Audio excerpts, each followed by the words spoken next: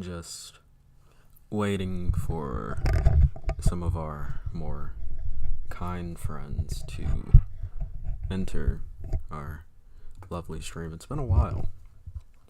It has been quite a while since I live streamed, but you know what? I, in the interim, have gotten some upgrades. As you all can see, hopefully my camera quality is much better. I upgraded to this, a beautiful, come on focus, yeah, beautiful, it's flipped, for y'all, it's flipped, because, I invert my webcam. Like, the way that y'all see me is not the way that I see this little segment of my room. But I upgraded to a Logitech webcam off of, drop something, off of, this old Walmart monstrosity I used to use, so, yeah. I got this going on in the background. That might be new, and I changed my lighting setup so that I'm more illuminated. Got some earbuds to actually use for stream instead of my regular Sony earbuds. So, indeed, hello poop.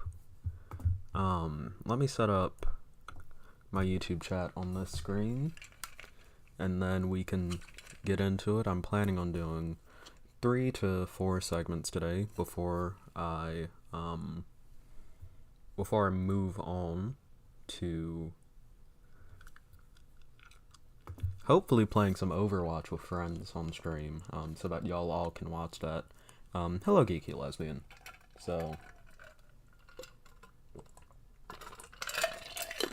oh god, that's cold. Oh fuck, that hurts. Oh, it hurts so good. It hurts so good. Okay, 8 people watching, not bad. Speaking of 8 people watching, we are officially on the Apillo channel. If you all look at that beautiful, beautiful, beautiful fucking subscriber button, look at how many subs I have now. I have 730 subs. Camera angle feels a bit high. I like my camera angle to be high. Or else I would be like a boomerang, like neck up. You could see me like, you know, I like the high up camera angle. It's probably gonna change once I get like a better webcam tripod, because I'm just using the one that came with my Logitech webcam. But oh god, oh yeah, my stream looks significantly better now on my separate little screen over here. Well, Poob, if you fall asleep, leave the stream on. It helps with viewership. Okay, so before we start, I have a small little segment that I want to record. For some reason, my audio started playing off of something. Oh, that's from my phone. Okay. So I'm going to start recording now. So, long time no see. It's been a few weeks since the last time I did some lovely content creation. Last video I released, which was me reacting to Steven Crowder's little KKK skit, did really well, significantly well. It got a ton of views. Very good video. And my channel has jumped. If I bring up my YouTube analytics now, which I can do, let me, the boob tubes. Should have probably brought this up beforehand, but fuck it. Okay. Yeah. Click. And let me see my analytics. It takes a bit. Hey, Gracie Gal. I have a lot of mods in my chat. Okay. What keybind did I... Okay. Yeah, here's my keybind. If you can see, that's my stream analytics. Can I see my... Fuck off. Wait, can I clip shit? Oh, that's cool. If I can see my general YouTube Studio analytics, as you can see with my heavily clickbaity thumbnail, which thankfully did well. But in the last month, I've gained 474 subscribers, which is fucking insane. And I say all of this to say, thank you. Thank you, that is the... I need to reset my keybinds. But I say all of this to say thank you all for your just massive support over this past month, even though I've basically not streamed this entire time, and I've not made content this entire time. And I mean, this is really heartening to me, because I never expected to grow this fast. For me, content creation is, and I'm gonna keep it 100, content creation is a means of escape for me. Which they aren't home now, so I feel comfy with saying this, I live in a household that is teetering on far right politics. Pretty homophobic, leans heavily into anti-vax conspiracy, leans just really like literally steps away from JQing. That is the kind of household I live in. And I see live streaming as hopefully a method, live streaming and content creation, I see that as a method of me somehow blowing up and getting some amount of dosh, not even a lot of dosh, just a decent amount of dosh, to where I can move out, go to an apartment somewhere, and go no contact, for my own sake, for my own sanity. And to see this level of blowing up that I've been doing recently shows to me that I provide some form of content that has the ability to blow up, and that people are willing to watch and share and love and enjoy that content. And that makes me really happy, and that makes me really fucking optimistic for the future. I don't want to see any doomering in chat. Like just pure optimism from me, which is why I am making some announcements. The reason why I haven't been streaming a lot recently is due to the fact that we were coming towards the end of the previous semester in my school, and due to that, I had to focus a lot on my schoolwork and not necessarily on streaming, and doing content on YouTube. So now that we've exited that, I'm going to be shifting around my schedule a bit at my job. Since I'm now settled into the new semester, classes have been going well. The only class that I thought was going to give me trouble was chemistry, and I fucking love chemistry. It's a fun-ass class. I have a 98 in chemistry. I'm taking honors chemistry. Fucking love chemistry. Amazing class. Great teacher in chemistry, too. I love chemistry. So, due to that, and due to me settling in to this new semester, I'm going to be doing a lot more content. So I'm going to be streaming a lot more. I'm going to be making prepared videos a lot more.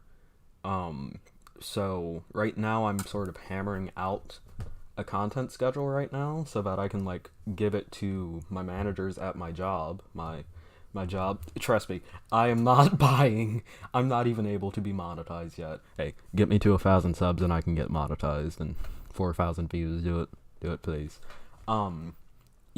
So I just need to like talk to my managers at my actual job about getting my schedule changed around, and then hopefully I can reserve a day that I know I'm going to be free to chill out and stream, and produce more content, which is what I plan on doing. And if you want updates on that, please check my Twitter. Links are going to be in the description. And join my Discord. Links also in the description. Also concerning prepared content. if you are a member of my Discord, and this is something I'm going to be doing since I can't set up a Patreon, if you are a member of my Discord server, which is completely free to join, you get my prepared content videos 3 days, I have something in my hands, 3 days earlier than other people. So join the Discord, and you get to watch my prepared content unlisted 3 days before it comes out. My next prepared content video is going to be a video on how I left the alt-right. I used to be a part of the alt-right. I actually have my old Trump hat from when I was a part of the alt-right, and I'm going to be talking about that in a video, and we're getting pretty decently sized and decently known in leftist communities people to voice act in it. Zan is going to be voice acting in it, which anyone who knows a lot about me and the way I really blew up, it's mostly due to Zan, so Zan's voice acting in it. Shieldhead is going to be voice acting in it too, so if you want to watch that video 3 days earlier than other people, join the Discord, and you can, you will, you shall. So that's going to be fun. And as well as that, in the Discord, I try to be relatively active. It's kind of hard to when the Discord is mostly full of people posting animals. Poob. Love you, Poob, but I see you in chat. I see you. There you are. There you are in chat. Look, I'm pointing. Keep posting animals though, they're fun. But basically what I'm saying is, thank you for all of the support. I love it so much, and I'm going to be, especially with how big I've grown recently, this has encouraged me to be a lot more dedicated to doing YouTube and really committing to YouTube. We are currently 270 subscribers away from 1,000 subs, and that is fucking insane. Fucking insane. Only a little over 250,000 away from 1,000 subs, 1K. And I'm hoping to reach that by maybe May. So with that being said, thank you all for your support. The links to all of my social medias will be in the description. My links to the aforementioned Discord will be in the description. Feel free to DM me or on my Twitter or on my Discord. I don't really mind. And again, thank you all for your support. I love you all. Thank you for watching, and I'll see y'all in the next video. Bye.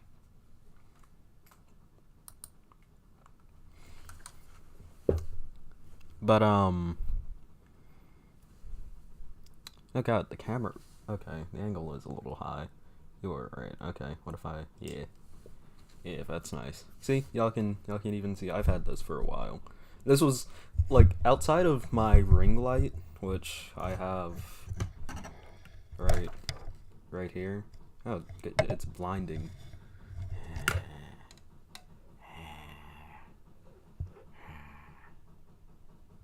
Okay. Oh god. It's like I'm illuminated. Look at me. That's a command strip. I used to have my ring light posted like on my dresser right there. But I took it down because it kept falling, because a command strip isn't gonna do a lot to hold that in place. Now I fucked up my lighting. Good job, a pillow. But okay. Yeah, we're good. So, wait, what the fuck was I saying? Oh yeah, like, this was one of the first things that I bought, because anyone who was there for the really early pillow streams knows how bad my fucking audio was back then. It was horrific. I was going off of fucking webcam audio in those streams. Like, it was not tenable.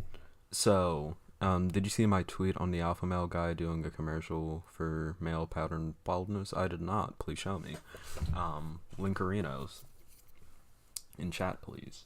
But, I am being 100% serious. I am really happy with how well the channel's been doing recently.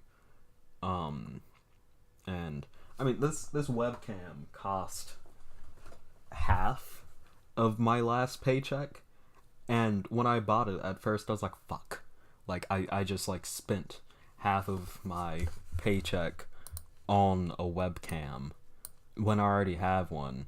And hold up, fucking around with chat. What if I just, no, fuck, I'll change my chat settings later. But I mean, I'm liking how it's looking so far. Like, I hope y'all are. It looks good on my secondary screen. Yeah, and I can actually stream in like 1080p HD, which is nice. I was gonna go for a Logitech Brio, but they didn't have one, so I got a C922, and honestly, I'm really liking the C922. It looks really nice on my side. Okay, let's see what Poob linked.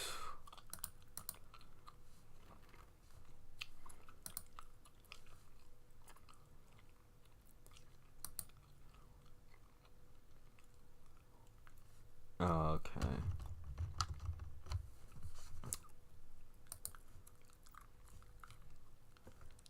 Why is the alpha male guy on TV? What the fuck? I don't know who the fuck this is. I gotta be honest with you. I'm a bit of a, I'm like 17, but I'm also a fucking, oh yeah, I just turned 17 like 2 weeks ago.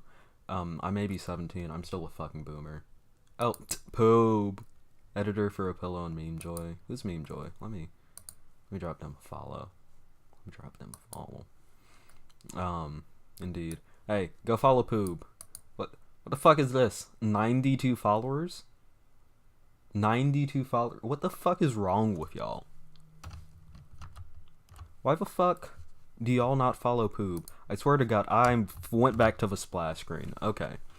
Let me... You know, Poob posts her link in fucking chat. Go follow Poob. That's her tweet. Follow Poob. Follow Poob. Get her up to 100. Get her up to 100. Follow Poob. Do it. Do it. You see this? Come on. Refresh. Make it happen. You people. You people. Follow Poob. Create an alt account and follow Poob.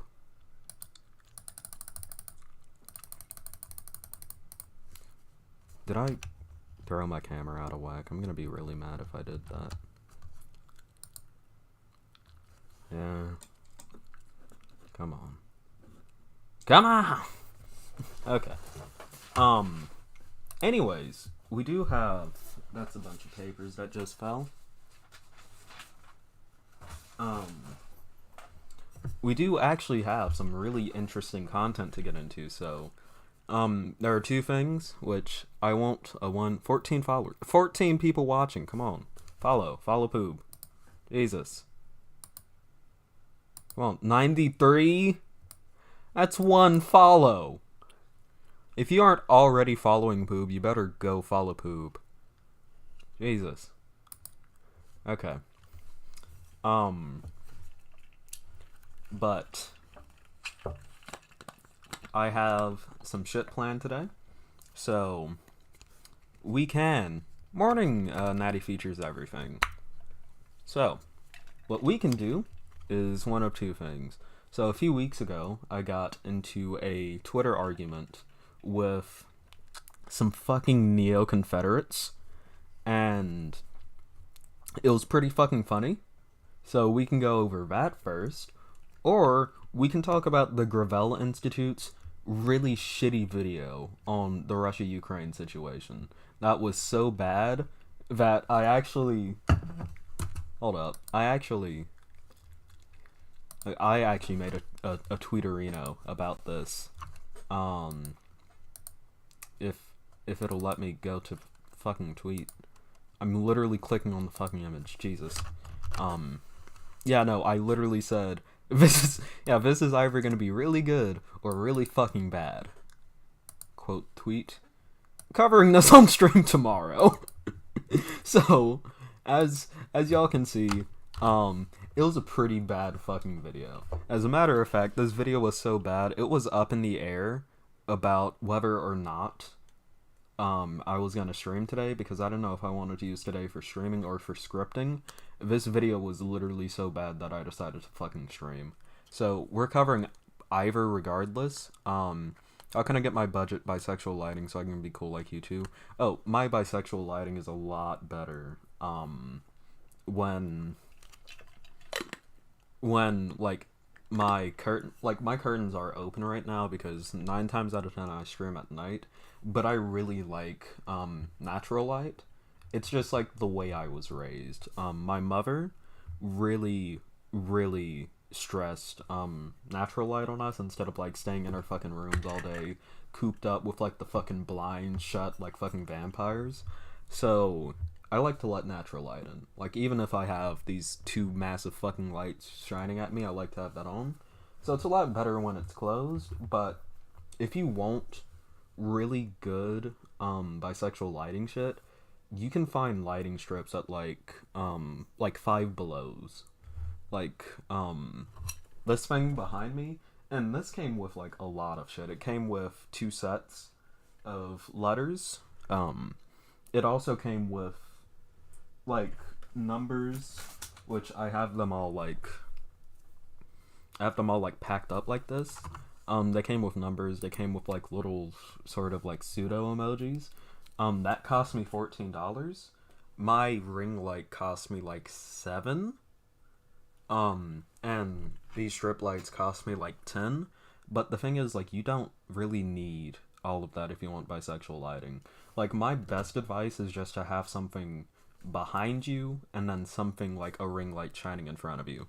But you want to have like a ring light shining in front of you at the very least if you want to get your bisexual lighting going. Yeah. Also, like, guess my favorite color. Oh god. It's such a pretty color. But yeah. As your editor, I'll force you. Oh wait, damn it! I have only my top chat playing on my secondary screen. Okay, live chat. What does it say? What does it say? Okay, refresh.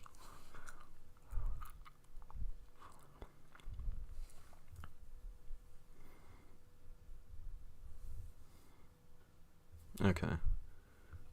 Blue and basically nocturnal. It sounds like we're doing okay. As your editor, I force upon you to do okay, poop. Sounds like we can't see chat when you go to your oh shit, sorry about that. Let me first let me go to well damn it, I can't change my picture in picture mode. Shit. There you go. Yeah. See, pillowception. Watch this. What if I ooh. It's a pillow wave. Ooh. Ooh.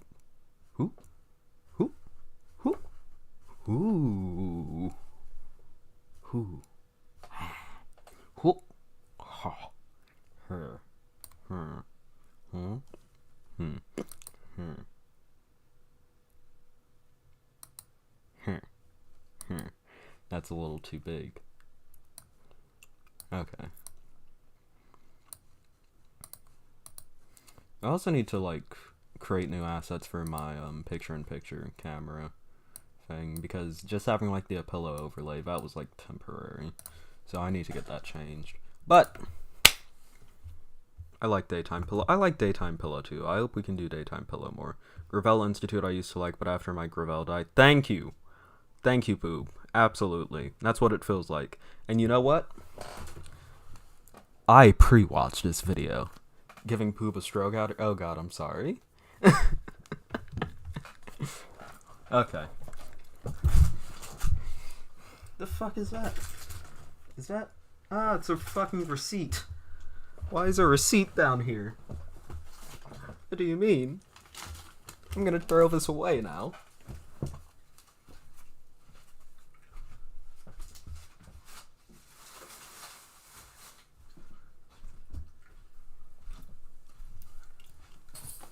Also, once again, guess my favorite color. It's... I mean, they aren't the exact same, but they're similar enough. I actually have an Afro pic in that color. I can't find it right now, though. But yeah. Yeah.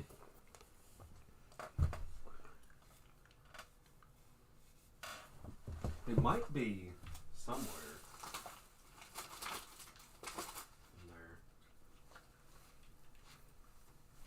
there. Okay, enough stalling. Streams been going on for too long for me to not do any really meaningful segments outside of my thankfulness segment. So let's talk about it. Let's pull up this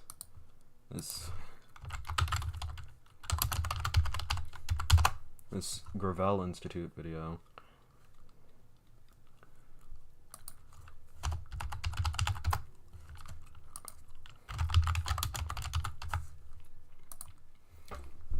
Also, streaming is just really fucking fun. It's like cool too. My favorite color isn't blue. It is. I just have like the purple going on behind me because of bisexual lighting, but my favorite color is blue. Also because like the blue of this is like, yeah, it's like really, it's not fun. It's my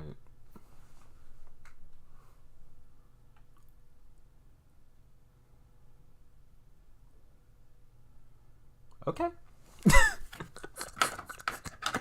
I'll go with it.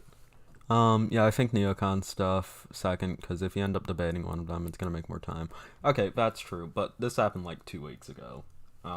Okay, regardless. Let me, spit the gum out real quick. I'll be back. Chair stream, indeed.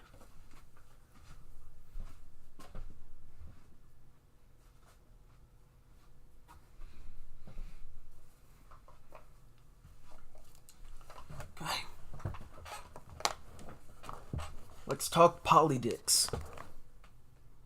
Ooh, the blue represents you more, though? Yeah, I have it in, like, even... Which... Hold up, let me... This is a little embarrassing to show, but I have it as, like, all of my shit. But, like, even in my channel art, like, I draw all of my channel art. And, like, you can even see it, like, I include it in, a lot of, like, my colors and shit. Like, it's pretty blue all over. Like, oh god. Yeah. Yeah, I like blue. Even my braces, which you can't see it right now because I have, like, a lot of light shining on me, but, like, even my braces are blue. A wallop? Yes, my sign actually says a wallop. It's, like, actually backwards. If I change around my cam, let me transform, flip horizontal. Yeah, that's actually, this is what it looks like. Which, again, this is a bad angle. But, yeah. That's what my fucking sign actually says. Like, when I look back at it, this is what it fucking looks like. It's fucking ridiculous.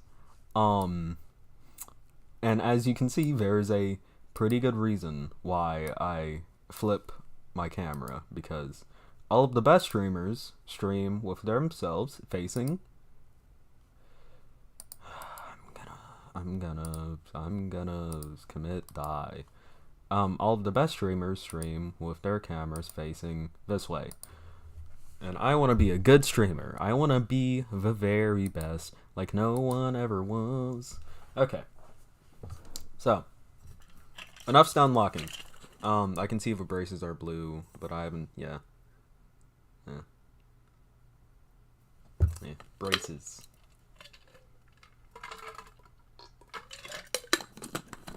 Okay.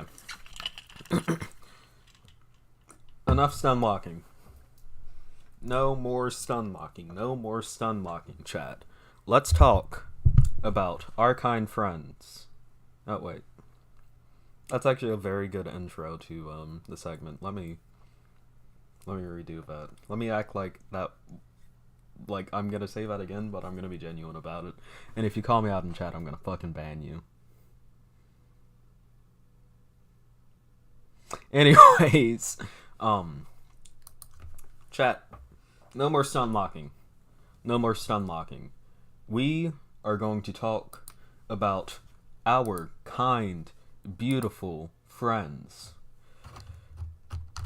at the Gravel Institute. So the Gravel Institute started in part by Senator Mike Gravel, who was a based fucking god. He advocated against a draft in the Vietnam War. He released, I believe, the Pentagon Papers, I think they're called. I might be getting that mixed up. There are so many papers. Yeah, he helped facilitate the release of the Pentagon Papers. A Democratic senator from Alaska, Mike Gravel, was a really cool dude. His institute that he started was also really cool at first. So, some background. Russia is currently in the midst of just doing an imperialism against the nation of Ukraine. And leftist discourse recently has been concerning whether or not the United States should get involved. And some dumb fucks claim that the United States would be engaging in imperialism if they stop another nation from invading another nation. It's stupid. It's really fucking stupid what's going on. So, the Gravel Institute decides to release a video about this issue, which you can see right here. And I believe that this video that the Gravel Institute released is literally poisoning the well, the video. It did not, which we will be watching it with my new headphones. This video did not do a proper amount of coverage on what is going on in Ukraine and in Eastern Europe. It legitimately just starts off and they talk about the neo-Nazi problem in Ukraine, and they don't do anything. It's basically them saying, well, Russia may be gearing up against Ukraine, but Ukraine has neo-Nazis, and that's bad. So, yes, sweetie, that's what's going on. That's basically what the entire video felt like. It felt like they were poisoning the well of discourse, so that instead of it being, hey, Ukraine might have a bit of a fucking neo-Nazi problem, but Russia's about to invade the fucking nation, and we should probably focus on that more. Instead of it being that, it was, hey, Ukraine has a neo-Nazi problem. But Ukraine's about to be invaded. What do you want us to do about that? Ukraine has a neo-Nazi problem. Okay, but how's that relevant right now? We can deal with that after we, solve the issue of them being invaded. Why does it matter that Ukraine has a neo-Nazi problem? This feels like you're sort of like pseudo-justifying Russia's invasion. Ukraine has a neo-Nazi problem. That's what the entire video felt like. No, Hassan does not understand international conflicts. And as a matter of fact, I want to show you that Hassan does not understand international conflicts. Hassan, take the seat.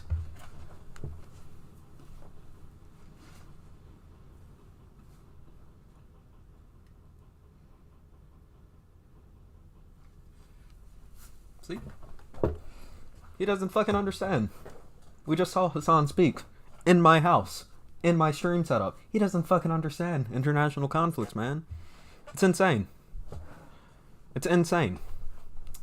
With that being said, let's get into the video. Indubitably. Undoubtedly. Indeed. Okay. Gotta switch tabs, of course. Let's watch it. Then get my notes out. Okay. That's how I open my phone. Okay. if my notes would yeah, it's a bad video. I took a lot of notes on it. Okay, let's get into it.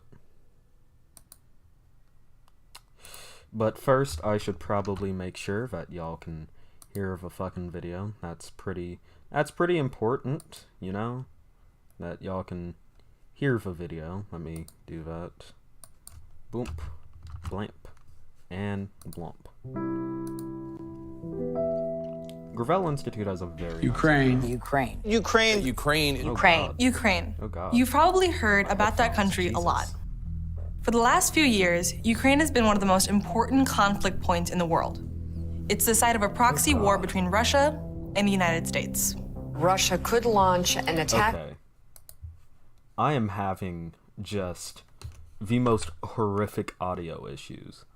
This is, I just realized, yeah, I'm streaming in 1080p. It's amazing. Okay. Let's try again.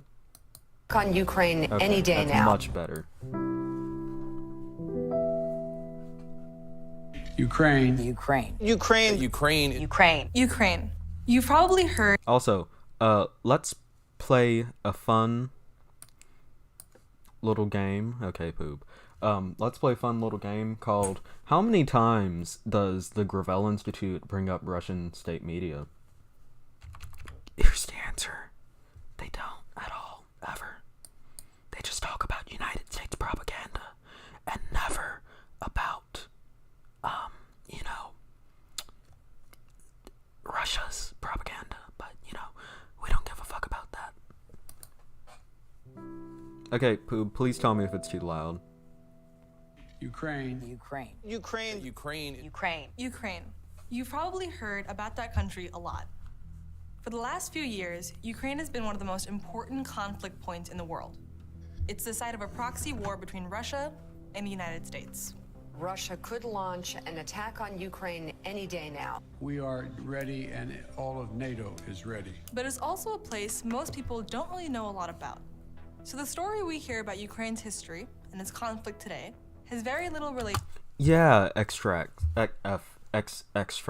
Yeah, I thought we did agree that Russia's government is fucking cringe. Outside of fucking tankies, but I guess the Gravel Institute is on their fucking tanky arc, you know? It is what it is. Relationship to reality. I'm gonna tell you a story about modern Ukraine, but this is also a story about America and how American money and weapons ended up in the hands of these guys, the neo-Nazis and ultranationalists of Ukraine's far right. You see, and this is where the issue of this video comes from. This video, instead of addressing the modern situation and then talking about the neo-Nazis, it immediately goes into talking about the neo-Nazis while shirking talking about the modern situation, which is the fact that troops of a foreign nation are amassed on Ukraine's borders in Moldova, in their border with Russia, on their border with Belarus. They have troops amassed on their border. They are setting up field hospitals. They are preparing to invade, and what the Gravel Institute decides to do, instead of talking about that, and instead of making a video on how imperialism is bad, they decide to poison the well about making a video about Ukrainian neo-Nazis, who, at this point, right now, are not relevant to the discussion. I want to have a discussion about Ukrainian neo-Nazis. That is a very important discussion to have, because they're not good. But that isn't the relevant issue at hand. Yeah, Putin is the furthest thing from a communist that everyone on the right has to pretend so they don't come off like hypocrites. Yeah, I'm scratching my nose, I am wiping it off. My hand sanitizer is not in here, but I was scratching the side. Yeah, Putin is not a fucking left-winger, but people want to act like Putin's a left-winger because he's from fucking Russia. It's so fucking stupid. Okay, let's continue on. Let's start in 1991, when Ukraine became fully independent from the Soviet Union. And independence was tough. After the fall of communism, the economies of post-Soviet republics were falling apart.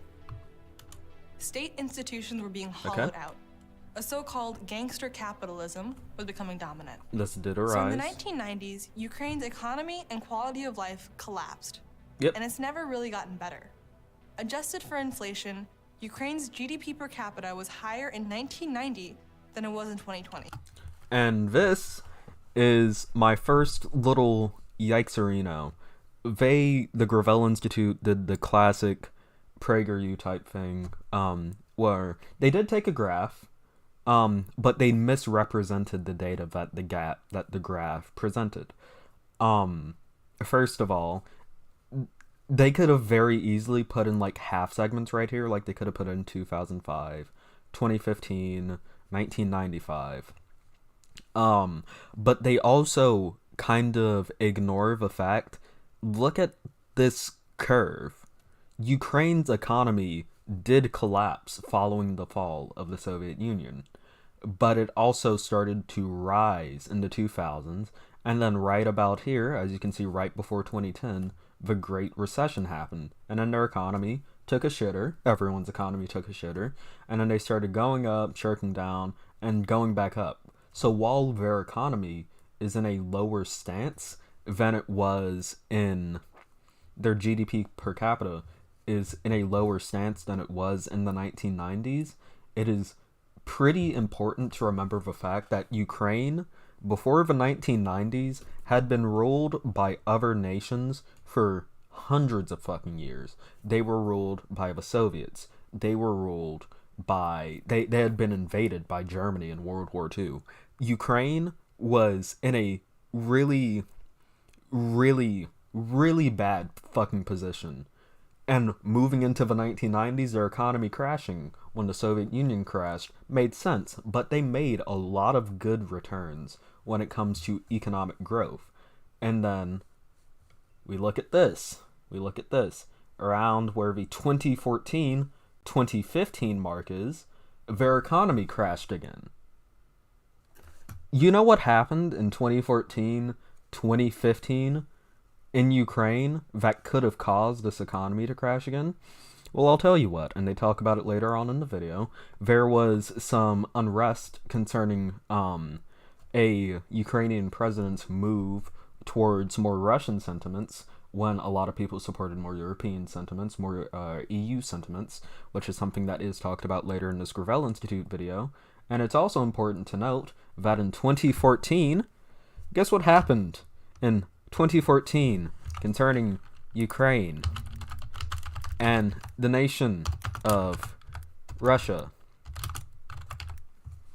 Guess what happened, which probably fucked Ukraine's economy pretty fucking badly for a little while, as it would with any other country. The annexation of fucking Crimea.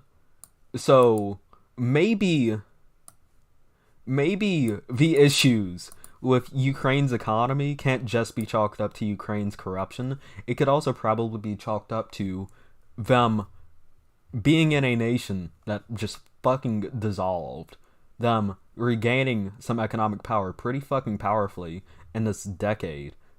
The economy of the world taking a shitter. Them recovering briefly, moving up, kind of stagnating a bit, and then getting invaded by another country and having massive fucking political crises and having massive fucking political instability, and then their economy moving back up. And then guess what happened here? Fucking COVID happened. Again, the Gravel Institute is taking an actual graph from the World Bank open data. They are taking an actual graph, but what they're doing with it is grossly misrepresenting what's going on and blaming corruption in Ukraine and almost sort of signaling that the Soviet Union was a better era for Ukraine, because there's really no reason for them to bring up Ukraine's economy in the 1990s compared to now, unless, again, Capitalism was becoming dominant. Let's watch So in the this. 1990s, Ukraine's economy and quality of life collapsed, and it's never really gotten better. Adjusted for inflation, It did briefly. Ukraine's GDP per capita was... Yeah, it's almost sort of implying that the Soviet order before Ukraine collapsed, which, trust me, the Soviets compared to Ukraine in the 1990s, the Soviet Union had their shit together compared to Ukraine post-Soviet collapse, but that's every fucking nation. The Soviet Union collapsed. That was the second most economically productive nation on the fucking planet, and they just fizzled. Like, yeah. That's gonna do a lot of bad shit for your fucking economy. But to claim that Ukraine is like some backward state that has like a shitter economy because they have suffered through things that other nations have suffered through, especially in the post-Eastern Bloc, is idiotic. That is such a horrible misrepresentation of this fucking data. And the Gravel Institute should be fucking ashamed of themselves. This is like PragerU levels of misrepresentation of data. Like, Jesus fucking Christ. Was higher in 1990 than it was in 2020. Health outcomes are abysmal. In 2019, the life expectancy of Ukrainian men was lower than in Syria, Iraq, and North Korea. This is pretty bad. That is objectively pretty fucking bad. Moving on. Yeah. And as quality of life collapsed, nationalism flourished. Some people turned to extremist politics. And that was partly because Ukrainian nationalism, formed in opposition to the Soviet Union, tended to have a strongly right-wing flavor. Fair reminder that the Soviet Union was not a left-wing state. They weren't even vaguely a left-wing state. They were a hyper-authoritarian state which was controlled top-down from the fucking government. It was state capitalism. It was not a left-wing state. It only co-opted the aesthetics of a left-wing state. Friendly reminder. The Soviet Union was not fucking left-wing. To understand that, we have to look at a crucial figure in Ukrainian nationalist history. Now, before we get into our kind friend here, Stepan, I believe his name was Stepan, let me check my notes. His name was Stepan Bandera. Before we get into Stepan Bandera, let me just tell y'all, this particular area of the video, which, if I'm being honest, I just caught how bad that graph was. Because, like, I took notes on it before, on, like, the video before. I just caught how bad that graph was, because when I took the notes, I was really fucking tired. So I didn't realize how bad that graph was. This is really bad, because they misrepresent some gross fucking, like, they grossly misrepresent some data here. A guy named Stepan Bandera. You see, in the 1930s and 40s, Bandera wanted Ukrainian independence from Poland and the Soviet Union. So when the Nazis invaded, Bandera allied with them. Which is fucked up. Don't ally with Nazis. His followers massacred huge numbers of Poles and Jews. They did, which was fucked But up. in spite of this legacy, Bandera is still viewed as a hero in the west of Ukraine. And there is the misrepresentation. Bandera is viewed as a hero to some members in the west of Ukraine. And hey, look at the, ooh, what's this? It's the Azov Battalion banner? Huh, we'll get to the Azov Battalion later. But let me bring up some nice shit that I found out. Because this claim that Stepan Bandera is some very much so loved figure in the Soviet Union, not Soviet Union, in Ukraine, is kind of false. Kind of false. When it comes to Western Ukraine, it's a bit of a misrepresentation. So, as with all things, yes, exactly, Nathan Jasper, as compared to 17 viewers, that's insane, thank y'all so much. As compared to the totally not nationalist state of Russia, as a matter of fact, Bandera is a bit of a, you know, not scratching. Gotta highlight that so that y'all don't think I'm pulling a Nick Fuentes. Bandera isn't necessarily that widely loved as the Gravel Institute likes to make it seem. So, Bandera continues to be a divisive figure in Ukraine, although Bandera is venerated in certain parts of western Ukraine, and 33% of Lviv's residents consider themselves to be followers of Bandera, which is pretty bad.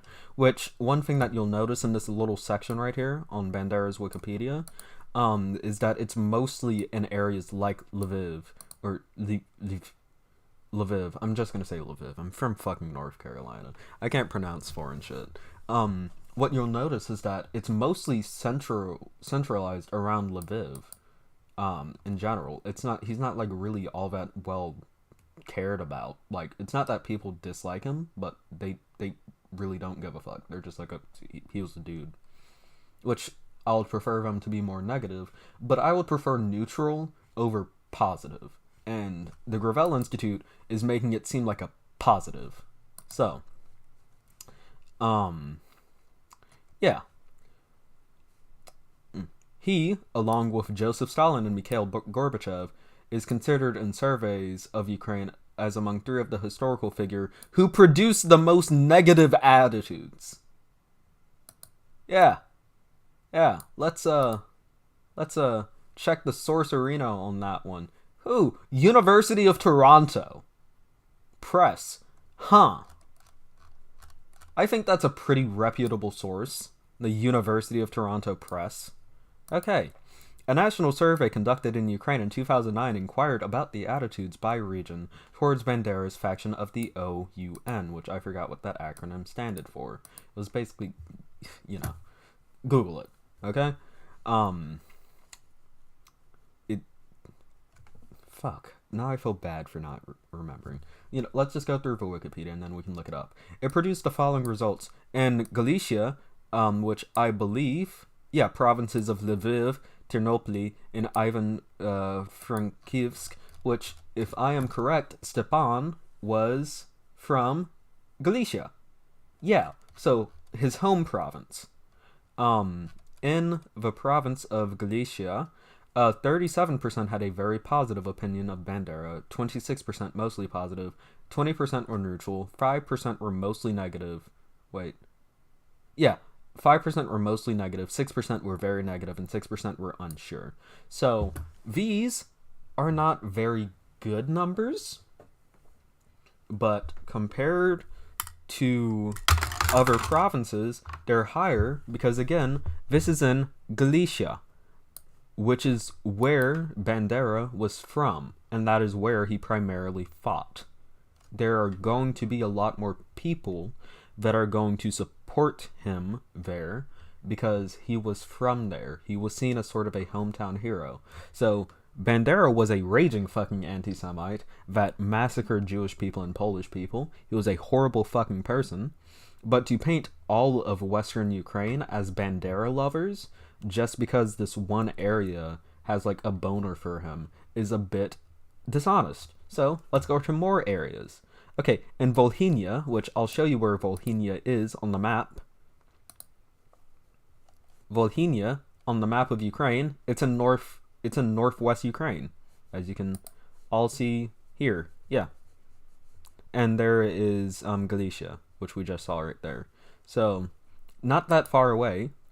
In northwest Ukraine, in Volhynia, 5% had a very positive opinion, 20% had a mostly positive opinion.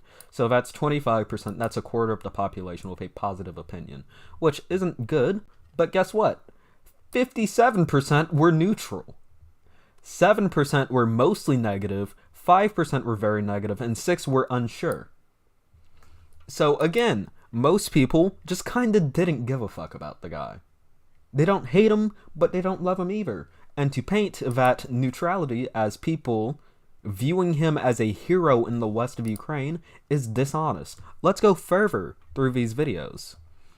I'm glad to know you're not like one of those who are trying to downplay it. Like, oh yeah, no, I'm not gonna downplay it. Bandera was a fucking horrible person, and it is horrific that the province of Galicia, or the area of Ukraine known as Galicia, really loves Bandera. That is a fucking issue that needs to be addressed. But I feel like the Gravel Institute going after Western Ukraine and trying to claim that they're all fucking Nazis because one small area has like a boner for Bandera and other areas really don't kind of give a fuck about him is really dishonest. And Transcarpathia, which is a really fucking cool name, can I not drag and drop? That's fucking lame. Which is right below Galicia. This is Galicia. There's the area that started with an L that we just did, whose name I just fucking forgot. This is the area we're doing right now, Transcarpathia. Again, Western Ukraine. In Transcarpathia, 4% of respondents had a very positive opinion, 32% a mostly positive opinion. Okay, so we're dealing with 36%. Which again isn't the best. 50% were neutral, none had a mostly negative opinion, 7% had a very negative opinion, and 7% were unsure. Again, most people just kinda don't give a fuck. maybe there's probably a tendency toward Bandera on the Western Front because they're anti-Russian and anyone who wanted... Yeah, exactly. Exactly. In contrast, in central Ukraine, comprising the capital, 3% very positive, 10% mostly positive, 20% neutral, etc., etc., etc. Very negative, 25% unsure. In eastern Ukraine, the provinces of Donetsk, Luhansk, Kharkiv, Dnipropetrovsk, and I'm not even gonna fucking try that one. 1% had a very positive opinion or mostly positive attitudes towards Bandera's OUN. 19% were neutral, 13% mostly negative, 26% very negative, and 20% unsure. Basically, while there is more support for Bandera in Western Ukraine, he isn't, as the Gravel Institute claimed. But in spite of this legacy, Bandera is still viewed as a hero in the west of Ukraine. He isn't. Some people view him as a hero, and in areas like Galicia, he is viewed as a hero, which is bad. But to claim that Western Ukraine as a whole block views Bandera as a hero is patently fucking false. Yeah, that would be like painting the entire USA as Nazis because... Exactly! That would be like taking like little areas of the fucking United States. That would be like taking like whatever fucking town the Westboro. That would be like taking Utah and going, well, you see, all of America is really fucking racist, interpersonally against black people. You know, they didn't allow them into their churches until like the 1970s, just by taking this one small fucking area. Like literally taking a small area of the country, which granted does have a fairly sized population. It would be like taking that area of a country, and then saying, oh yeah, this small area and this wider region of the country displays like shit about other parts about it. Like, actually better compared to Utah. That would be like taking Utah and going, oh yeah, everyone in Colorado's also a fucking Mormon. No! It's fucking false. It's a lie. It is a lie. The Gravel Institute is fucking lying right now. Literally lying to their audience. Okay, let's continue on. Ah, fuck. There are Stepan Bandera streets, museums. Hold up. I accidentally bumperinoed my camera. Okay. I got so angry I took the fucking glasses off. Jesus. Okay. Yeah, they're inflating the fucking numbers. That is exactly what they're doing. And monuments. In 2010, Bandera was even named an official hero of Ukraine. But Bandera is hated Which in is the fucked. East, where Soviet identity was historically a lot stronger. And that is true. And that East-West divide was a big fracture within Ukraine. In Western Ukraine, there was more stress on a specifically Ukrainian identity, closer to Europe. Which is fine. In Eastern Ukraine, meanwhile, people were more likely to stress their historic ties to Russia and the Russian language. Which is also fine. People can do that. Fast forward to 2010, when Ukraine elected a relatively pro-Russian politician named Viktor Yanukovych as its president, with strong support from voters in the East.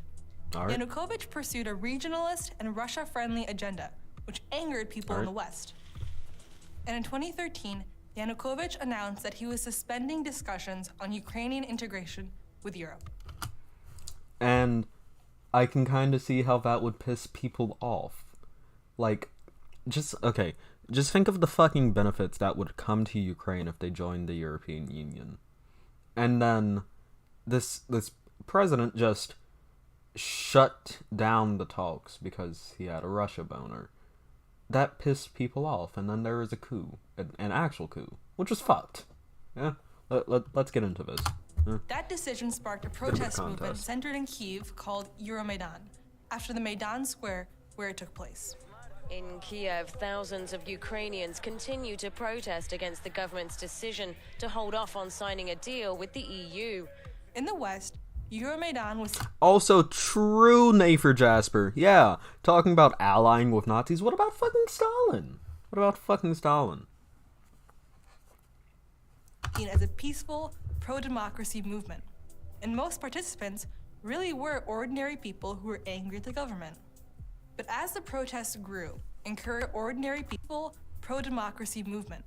And most participants really Alright. were ordinary people who were angry at the government. Alright. But as the protests grew, encouraged by a harsh repression from the police and a brutal sniper attack that killed dozens of protesters and police alike, a new, more sinister element emerged and began to hijack the movement. Yeah, he fled to The Moscow. ultranationalists came on the scene. It was often the nationalists who were the loudest and the most violent. And what the Gravel Institute is doing right here is engaging in the same shit that think tanks like PragerU will do, where they'll take something and they'll go, well, it started off innocent initially, but then a group came in and made it 10 times worse. That's literally what they're doing right now. They're trying to discount the legitimate concerns of the people who participated in Euromaidan by saying, and then it was co-opted by ultranationalists. So what really happened as a result of Euromaidan was fucked up. Boom, there you go. A group calling itself the Right Sector is perhaps the largest. Its members can be seen marching around Kiev in columns of about a dozen. Groups like the, quote, right sector of the ultranationalist Svoboda Party, originally called the Social National Party of Ukraine, try turning those We'll get words into around, the Svoboda. acted as a small but influential organized minority within the protests. Alright. And those extremists fucked. played an important role in exacerbating the protests by encouraging violence and more radical rhetoric. There are allegations that the sniper attack was actually orchestrated by the right sector and its co-conspirators. That's By bad. early 2014, the government lost the ability to control. Also, are you saying that right-wingers fired on protesters who were protesting against a government that were trying to align themselves more with Russia? So, I'm just saying, that's a little fucking interesting. Would that maybe potentially signal as to the values of those right-wing governments firing on those protesters? Very easily, though. Hello, Base Moonrock. What's more than likely, though, is that they were just trying to, like, spark shit. That's what a lot of rightoids do. But I'm just saying, fucking, like, didn't give this any second thought, didn't go further into it. They just want to continue for a 12-minute video. Protests. In a rapidly evolving political crisis, They President overthrew him. Yanukovych has been voted out by parliament, forced to leave Kiev. I will say, this is pretty fucked up. They did not go by Ukraine's proper impeachment process. So this was pretty much, this was a coup. Not even pretty much, just was a coup. This was fucked. And the US recognized interim government that replaced him had a significant far-right faction. The Deputy Prime Minister, the Minister of Defense, and others were all from that far-right party. Okay. Deputy Prime Minister, the Minister of Defense. Now, let's go into Ukrainian defense ministers. This has okay. Let's not use the word globalist now. That's a little sussy-wussy, buddy. That's sussy. That is very sussy. Let's maybe not use that. Okay, can I see the Wikipedia, please? Because that actually has a list of the people that have led their self-defense forces. Oh, okay. Do we not have... I saw the fucking list earlier, dude. Saw the fucking list earlier, dude. Who's their defense minister? Minister of Defense. Okay, can I see, like, other previous ministers of defense? Okay. And served as Minister of Defense? Okay. Can I see, like, previous Ukrainian ministers of defense? Okay, minister... Okay, thank you. Jesus. Took too long. Who's that? That's interesting. Very, very Eastern European people. Okay, so this is the guy, Ihor Tanyuk. This is the guy who is right here.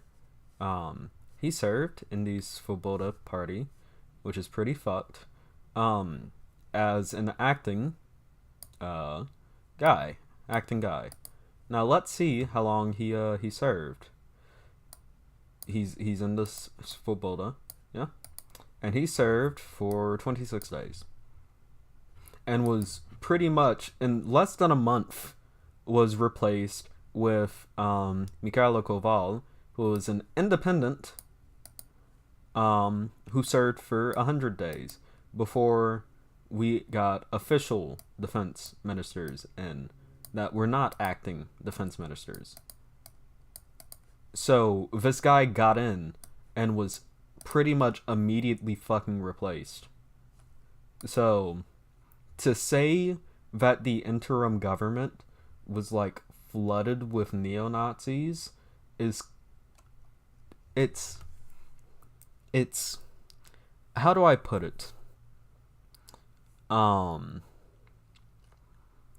They're doing really weird shit by stating this, because they served for, I could only find the defense minister, but considering how long the defense minister served, I'm assuming that the rest of them served only a few months, which, you know, I would look at the Gravel Institute's shit concerning this, but look at this. Ooh, can I click a card somewhere? Is there an iCard? Ooh. No iCard. What if I go down into the description? Ooh, what's this? Merch? Okay, that's base. Not seeing any fucking sources though. That's fun. What if down here? For a more detailed discussion, see this video. Also the summary by Adam something. Ooh, okay. No sources. Wow. Just a more detailed discussion and summary. Wow. Thank you, Gravel Institute. Very informative. Also, Environment and Agriculture Minister. Indeed. All from that far-right party, Svoboda. And this led to backlash in the East. Oh, by the way, Svoboda... Okay, so Ukraine's parliament has 450 seats. Svoboda has 1 seat in that parliament. They have 1 fucking seat. Like, bro. Because Eastern Ukrainians were horrified at what they saw as a far-right seizure of power, with veneration of Bandera and elimination of equal recognition for languages like Russian. Service industry workers have since January been obliged to talk to customers in Ukrainian unless clients specifically ask to switch. If I work, pay my employees' salaries and my taxes, it's none of your bloody business which language I do it in. Which is true. Anti-government protests broke out across the East. In the eastern peninsula of Crimea, people were furious. Many of them talked about joining Russia, so the Russian government saw an opportunity. They wanted to encourage a surge of Russian nationalism for its own benefit. So Russia annexed Crimea. Yeah, they said that they wanted to have sources due to PragerU's lack of sources. But if you've noticed, in the video, they'll include the source name at the top, they won't include links in the fucking description, and they'll make spurious claims as to, let's say, the popularity of Bandera without actually citing statistics. They'll just show that there was a march in his favor, which was a pretty large march, but they basically used that march as evidence that he had like widespread support in Western Ukraine, this entire region, which is false. A disputed referendum to legitimize the decision. Also, to call it a disputed referendum is so fucking stupid. They invaded the fucking country, and then did...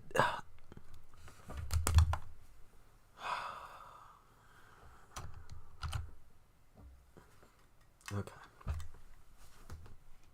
When you invade a fucking country, and you hold a referendum about whether or not they want to join your fucking country, that isn't a disputed fucking referendum. That's a forced fucking hand. It actually reminds me a bit of...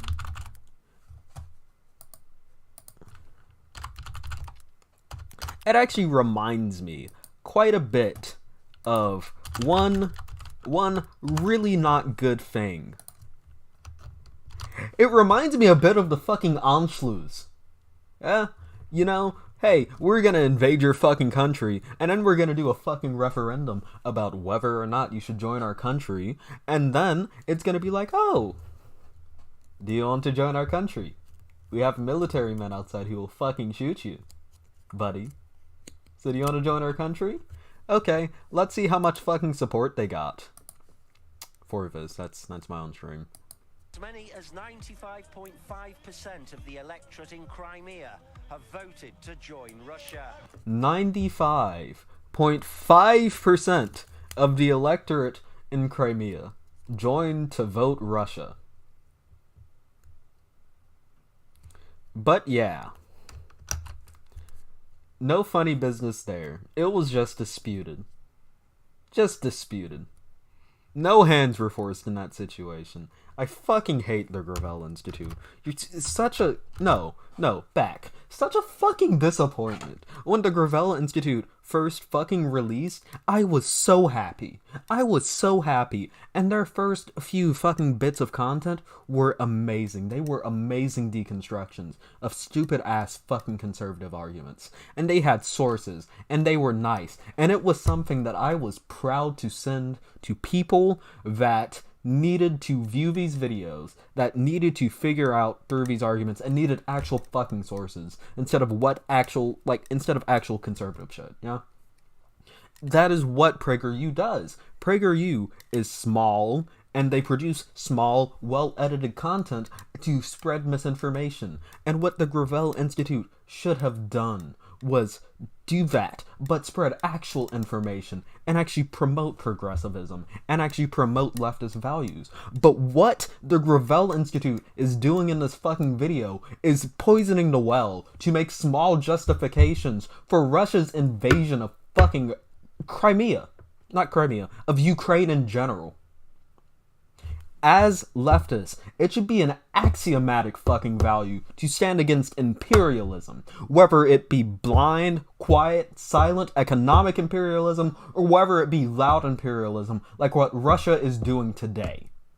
That is something that we should stand against as leftists, and it is fucking disgusting that the Gravel Institute is engaging in this fucking behavior of poisoning the fucking well, of making Ukraine's neo-Nazi problem seem bigger than it fucking is, and changing the conversation from the fact that Russia is about to invade a sovereign fucking nation.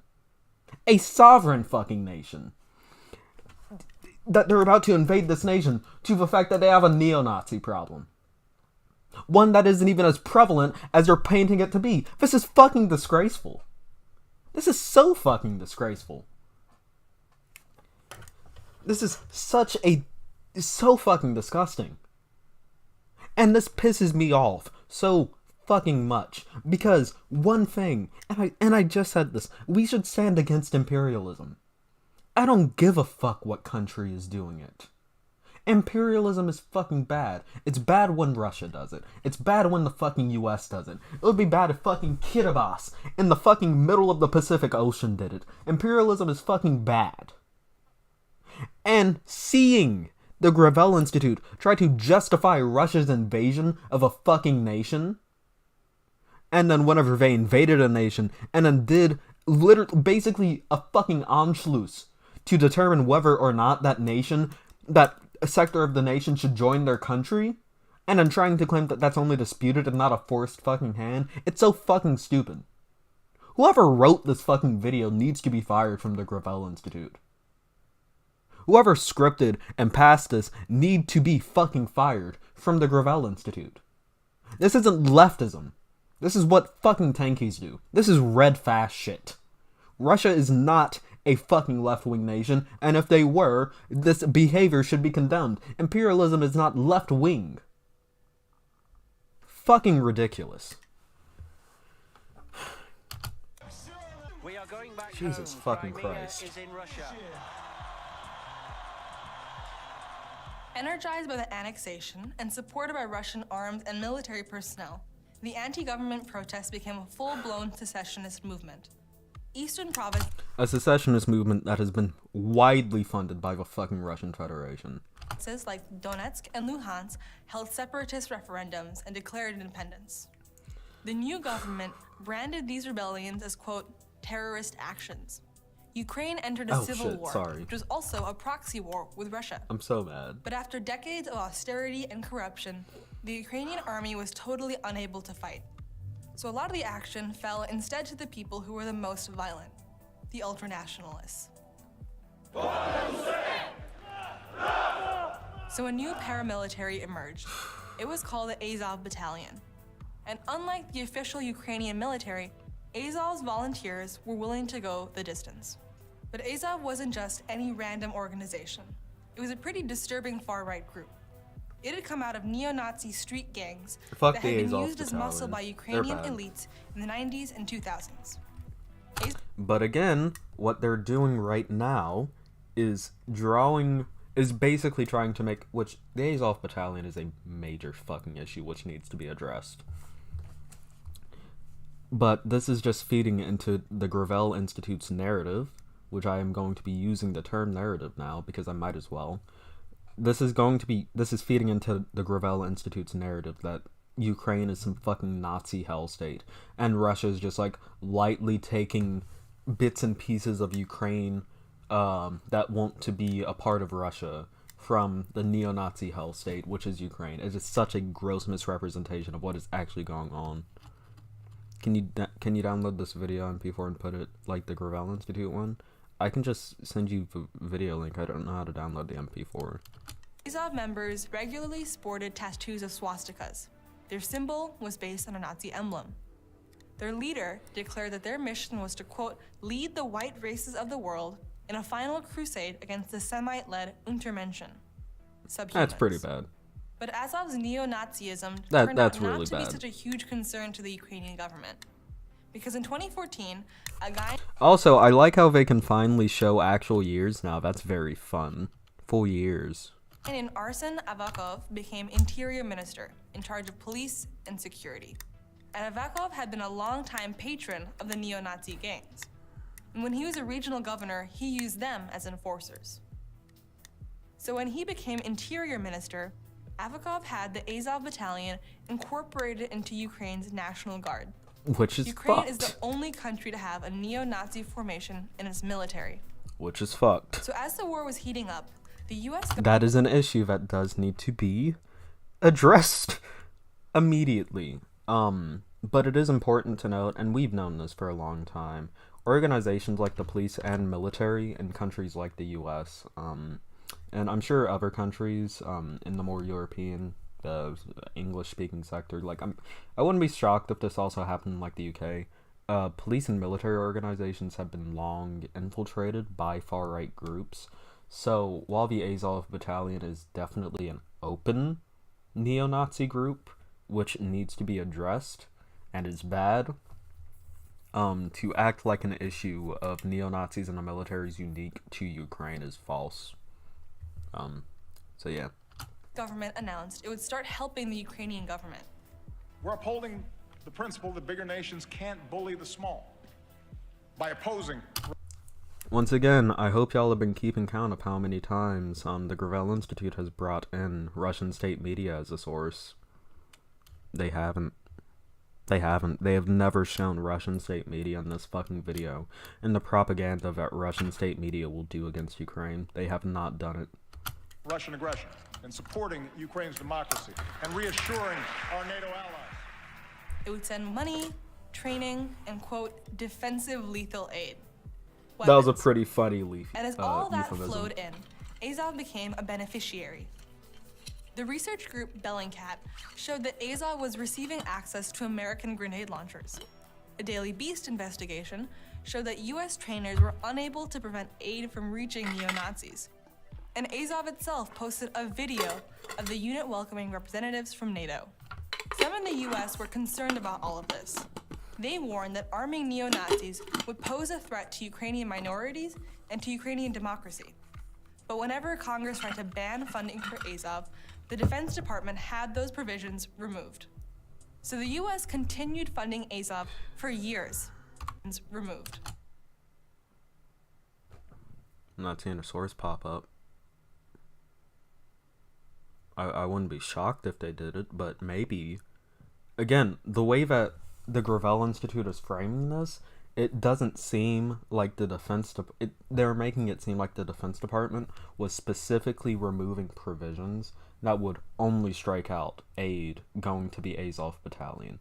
And it could have been a much more widespread striking out of certain measures that resulted, in part, in the Azov Battalion getting aid. Because you have to think about it, the Azov Battalion is a part of Ukraine's National Guard, which again is really fucked up. And it would be a little logistically weird to send weapons to certain elements of the National Guard and then say, hey, don't give weapons to this element of the National Guard. That might be difficult for the Department of Defense to organize, so they just struck out provisions like that. But what is also important to note is that the source cited is the author's ass. We can never know what actually happened here because the Gravel Institute frames it in a weird way and then moves past it and never gives a source as to the Department of Defense fucking striking out this shit. So we can never really fucking know. Thank you, Gravel Institute. The US continued funding Azov for years. It wasn't until 2018 that funding was banned and that the State Department labeled Azov a, quote, nationalist hate group. Ukraine is so still they haven't been mired in a receiving war funding on its for the territory, past 4 and the years. Russian government likes to use Ukrainian nationalists in its propaganda, part of its practice of painting all Ukrainians as Nazis. Of course, those claims aren't really true. The Russian government likes to use Ukrainian nationalists in its propaganda. Wow, the Russian government likes to use Ukrainian nationalists in their propaganda? Why don't you show us some Why don't you show us some Russian propaganda then, maybe, please? Part of its practice of painting all Ukrainians as Nazis. Okay. Of course.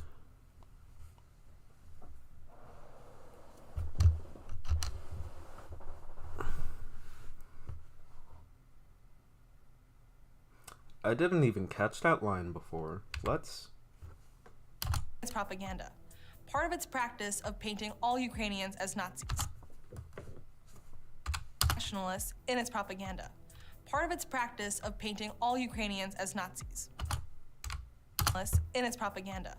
Part of its practice of painting all Ukrainians as Nazis. Of course, those... Part of its practice of painting all Ukrainians as Nazis.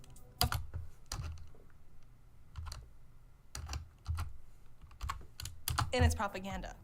Part of its practice of painting all Ukrainians as Nazis. Of course, propaganda. Part of its practice of painting all Ukrainians as Nazis.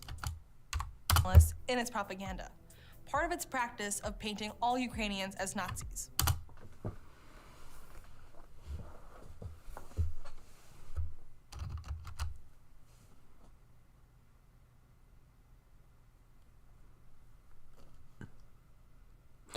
Fuck the Gravel Institute. I don't think I even need to explain what's wrong with that. But I'll summarize. The Gravel Institute has spent this entire video taking sectors of Ukraine's population that have neo-Nazi sentiments and then painting a picture that all of Ukraine is just fucking mired with neo-Nazis. All of Western Ukraine is mired with neo-Nazis specifically. And then they say... in its propaganda. Part of its practice of painting all Ukrainians as Nazis.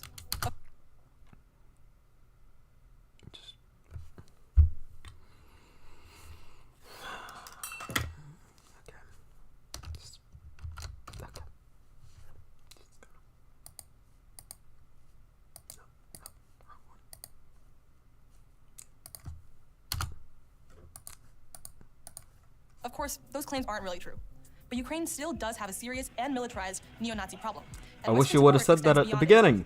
Even today, far-right groups continue to benefit from training by Western countries. American politicians have met with far-right leaders. People of this. Ukraine, this is your moment. During the protests, American Senator John McCain made a public appearance with a leader of the far-right Svoboda Party. And that... Let me get off of that frame. That is another misrepresentation the Gravel Institute just did. John McCain wasn't meeting with just this random neo-Nazi dude, and the guy was just standing next to him, and they were like fucking like fondling each other underneath the fucking podium. No, John McCain was speaking at a fucking protest. This guy was a member of government, and as such, he was standing next to him on the fucking stage, like other members of government behind them. They literally frame the video in a way to cut out other people. I can actually find the full fucking video. Let me actually... I fucking hate YouTube. I mean, I fucking... That's...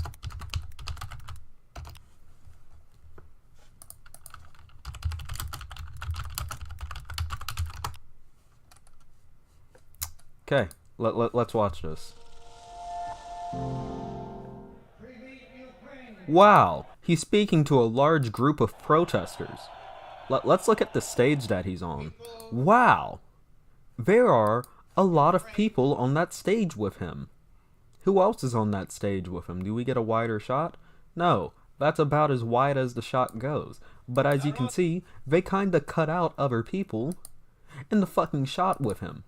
They could have just played the full fucking video, but they had to frame it in a way to cut out the fact that John McCain was speaking next to other people. Yeah, exactly. Why are they smearing John McCain? He's a bad person. We already know that, dude. American Senator John McCain made a public appearance with a leader of the far rights of both. Jesus, he's just standing. How could John McCain know? Oh my God! Stop making me defend John McCain. This guy. He had previously been kicked out of Ukraine's parliament for extreme anti-Semitism. And here's that same guy meeting with then Vice President Joe Biden. Again, this guy was a member of the government of Ukraine. Why would Biden not...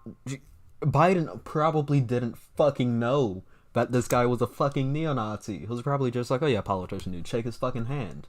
Stop. Just fuck the Gravel Institute. So since the 2014 uprising, Ukraine's far right has become increasingly powerful. Azov veterans have been given high positions in the security services. In 2016, Andrei Perubi, pictured here when he was leading a neo-Nazi party in the 90s, okay, yeah, he was a neo-Nazi. That's bad. became Speaker of the Ukrainian Parliament. Okay, he became Speaker of the Ukrainian Parliament. That is a pretty high up position. That's bad that he got into that position. That's pretty fucking bad. Even as he continued But to watch offer prayers this, for Adolf watch Hitler. this. Here's Perubi meeting with John McCain.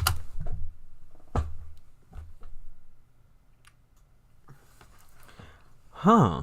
I wonder why someone, you know, high up in the Ukraine's government would maybe want to meet with a senator that was visiting Ukraine. Again, this is painting U.S. aid to Ukraine as some fucking Nazi aid from Nazis to Nazis, when it could just be pretty much said the fact that, hey, I'm a politician, I'm coming to visit your country, I'm a pretty important politician, you're a pretty important politician, we're gonna meet and we're gonna talk about maybe Russia and policies surrounding Russia and shit like that. Do you think John McCain was sitting there vetting all of these fucking people to see whether or not they were fucking neo-Nazis? Or his team was doing that? No. He got in the country, he was told, hey, here's Speaker of the Ukrainian Parliament. Oh, that's a pretty important position. I'm gonna have a meeting with that guy, and we're gonna talk about vapid shit. Jesus fucking Christ. The new Ukrainian government even made it a criminal offense to deny Bandera's heroism. That's bad. In 2021, the United States and Ukraine were the only two countries to vote against a UN resolution. Also, sneaky fucking graph. Okay? Yeah? Because look at this. Look at the key. Absent. Okay. So, Chad was absent. I believe that's Mauritania was absent. Iran was absent. And I believe that is... No, that's Kazakhstan. That's Uzbekistan. Or Tajikistan. It's one of... No, that's Tajikistan. That's Uzbekistan, I believe. And Uzbekistan. They were absent. But look at... Let me up the quality, since apparently you can't even see it in 480p.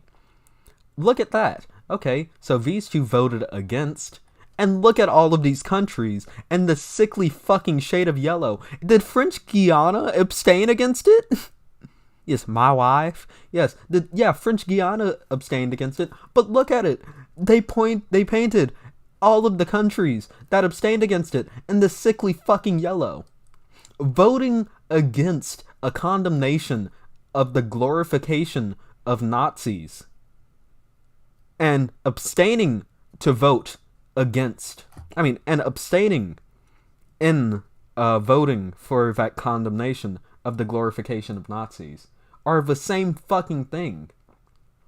Voting against is just people who are more up to their fucking cojones about saying, yeah, we don't give a fuck if people glorify Nazis. Abstaining is saying, we don't give a fuck if people glorify Nazis, but we're not up on our cojones to, vote openly against it. So we're just gonna fucking abstain. So really, if you want to paint a picture, you could just take fucking Japan, South Korea, Australia, New Zealand, fucking French Guiana for some reason, or I think that's Suriname, Canada, fucking Greenland, which is a part of Denmark, fucking Iceland. You can take pretty much all of Western Europe and just put them all in the same fucking block.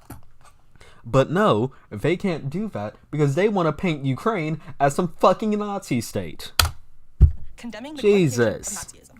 A climate of impunity has developed around far-right violence. Attacks against Roma and gay people go unpunished. A 2018 report found that Ukraine had more incidents of anti-Semitic hate crimes than all other post-Soviet republics combined. That's bad. So that's the story of how the far right helped cause the country to fracture. But it's also a story about America, how America's support helped legitimize the far right and allowed it to build influence. And that's a pattern you see over and over in American The foreign Svoboda policy. have Getting involved in one places that we don't really understand, seat in and supporting parliament. Groups, lesser evils, that we think serve our interests. And then being surprised when the blowback hits us in the face. In Central America, in the Middle East, in Southeast Asia, and now...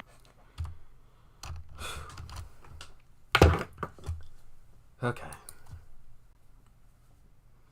I didn't expect that video to make me actually fucking mad, but now that I'm like awake, I'm realizing like how fucking bad that video was.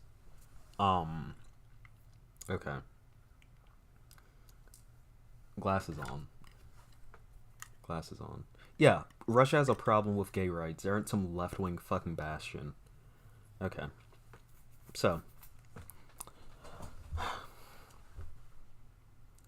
The Gravel Institute is a disgraceful organization that claims to be left-wing and instead decides to play defense for a ultra-nationalist, far-right government that is the Russian Federation by making false, spurious claims, silent claims, tacit claims, basically suggesting that Ukraine is a bit of a neo-Nazi state because there are some neo-Nazi sentiments in Ukraine, which again, the neo-Nazi sentiments are fucked up, but they aren't some neo-Nazi state.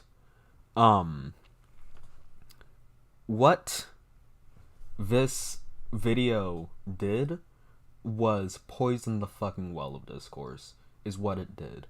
It essentially allows for people to claim, well, Russia's doing bad, but Ukraine has a neo-Nazi problem. That is what this video has done.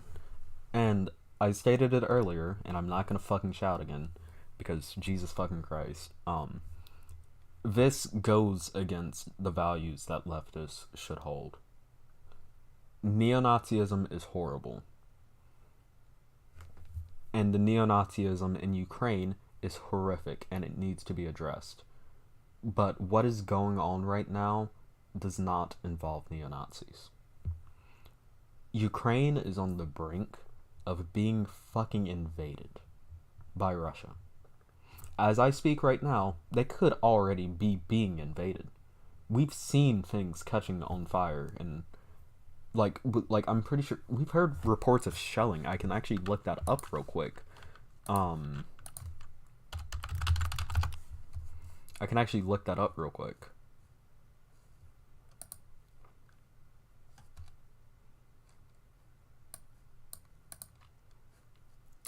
Yeah, I believe Ukraine might be being shelled right now.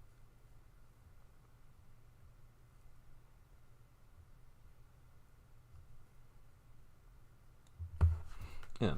Regardless, they have had troops massing on their border. they've already been invaded. 8 years ago, Russia invaded a part of Ukraine and forced them into a referendum to decide whether or not they should become part of Russia.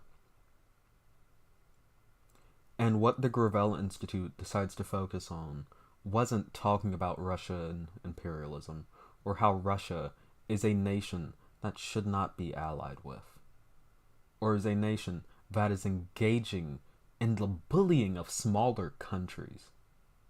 No, what they decided to talk about was the neo-Nazi problem in Ukraine, try to blow it out of proportion, and then make not light suggestions, only barely talk about what's going on right now. What is on the table right now, barely talking about that, and talking about it in a way that seems like it was more like Russia was only taking states that wanted to be a part of Russia, instead of invading these states and funding secessionist movements in these states, and then painting all Ukrainians as neo-Nazis. They only brought that up at the end of the video after they had done that themselves. I'm not gonna cuss. This is disgraceful. As a video, anyone who is a leftist, anyone who believes in left-wing values, anyone, even liberals, should know that imperialism is bad. At least, for leftists, we know all imperialism is bad. For, more liberal types, they only see imperialism as the, divide and conquer and invade other nation shit. They see that as wrong, which it is wrong. But that's what Russia is doing. That's what Russia has been doing. And the Gravel Institute is sitting here defending this. The Gravel Institute should be ashamed of itself right now for releasing this video and for passing it on as quality content and for trying to claim to be a left-wing think tank to rival the misinformation of PragerU. I have been recording for 1 hour and 38 minutes. That's how much misinformation we had to go through. Like it was a PragerU video. Just because the Gravel Institute wants to defend Russia for some reason and make it seem like what they're doing isn't imperialism. This is disgraceful. Jesus Christ. I don't even want to self-promo myself right now. That's how angry I am. I need to pee. Is what I need to do, and I need to eat a donut. I guess if you enjoyed watching me get severely angry and you want to see me get severely angry more, which I'm sure I will do as the Gravel Institute inevitably releases their video on why Russia's invasion of Ukraine in 2022 was completely justified, and here's why. Like and subscribe, hit the bell icon so that you know when I upload or stream. Join my Discord, my prepared videos, which I'm making a pretty big one right now. My prepared content gets uploaded 3 days early. For people in my Discord, so join that. It's completely free. And follow me on the Twitter. Links in the description below. Thank you for watching. Screw the Gravel Institute. And I'll see y'all in the next video.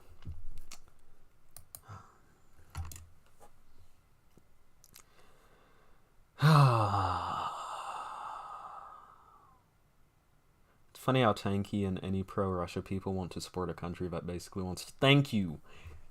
Thank you! They aren't leftists! They're literally just red fash. That's what they are. That is what they are. It's ridiculous, man. It's ridiculous. Enjoy your donut. I'm about to go get it when I get up to go to the bathroom, which I'm gonna do now. I'm gonna... Should I cut on a video and Hassan it?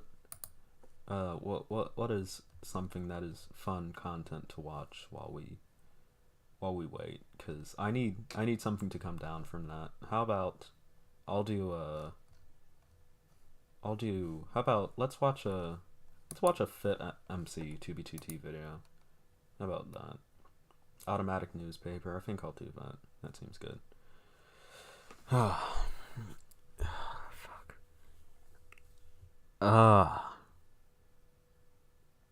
Also, please mod Mr. Krabs. Yeah, that's fine.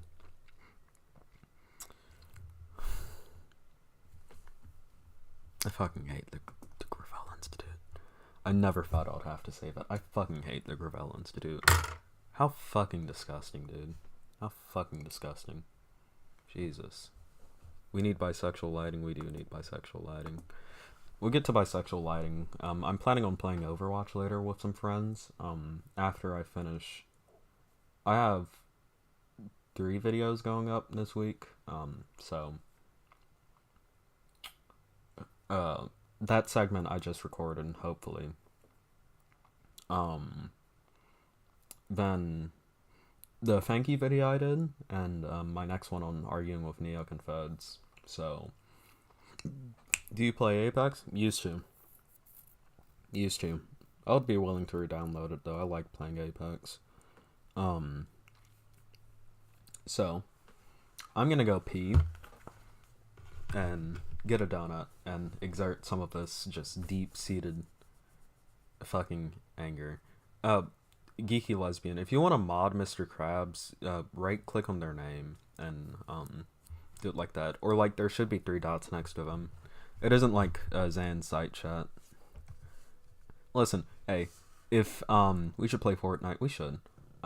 Hopefully tomorrow I get off at 3 o'clock, so that's like noon for you, so I can play it tomorrow. Okay, what was I gonna say? I have to piss. It's not letting me mod? Okay, let me add mod. Where are y'all from? I'm from North Carolina. Jesus, I just sounded like it too. I'm from North Carolina. Yep, born and raised, indeed. Still live here. I think I have a UNC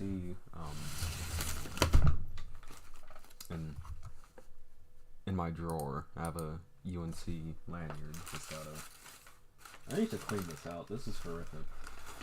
Jesus.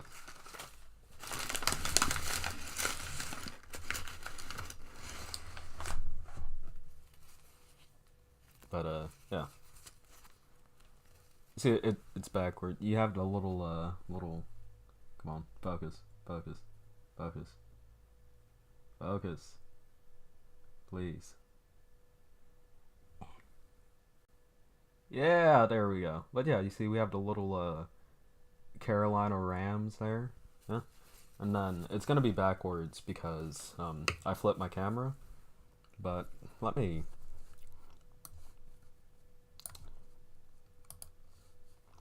transform, flip horizontal.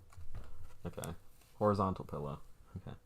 But as you can see, it's the it's my state, North Carolina. Okay. Thank y'all. Thank whoever asked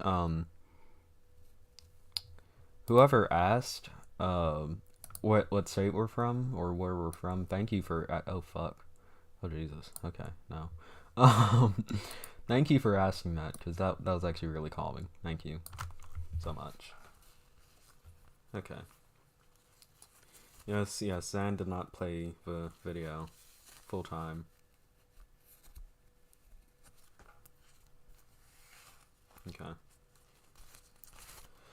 Okay. I'll be right back. Hassan Chair stream, indeed. Okay.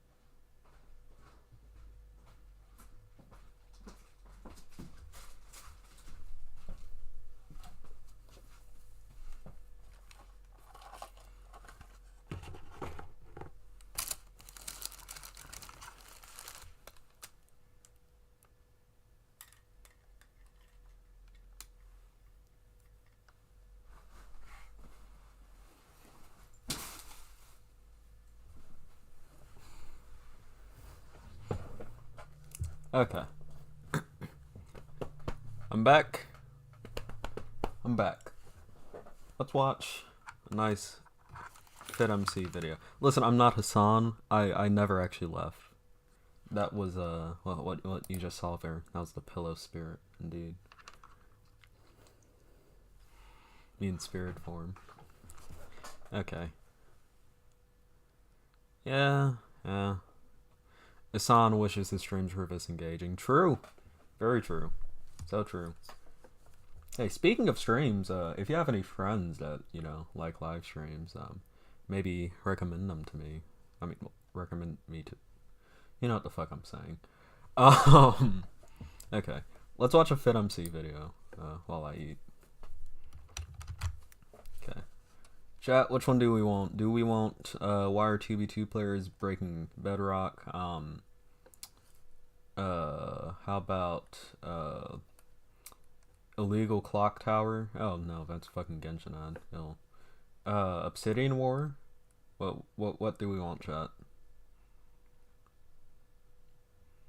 You have 20 seconds to decide before I fucking, before we fucking poop. You make videos?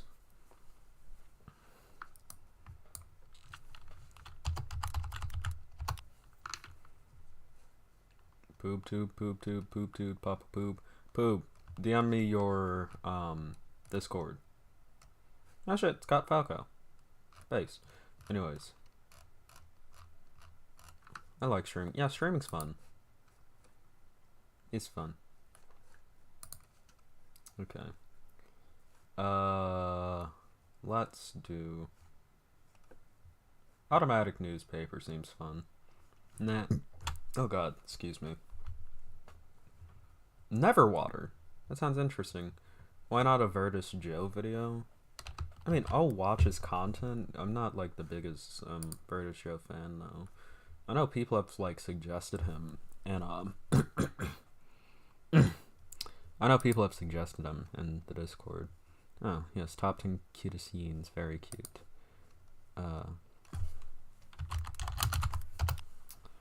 Okay.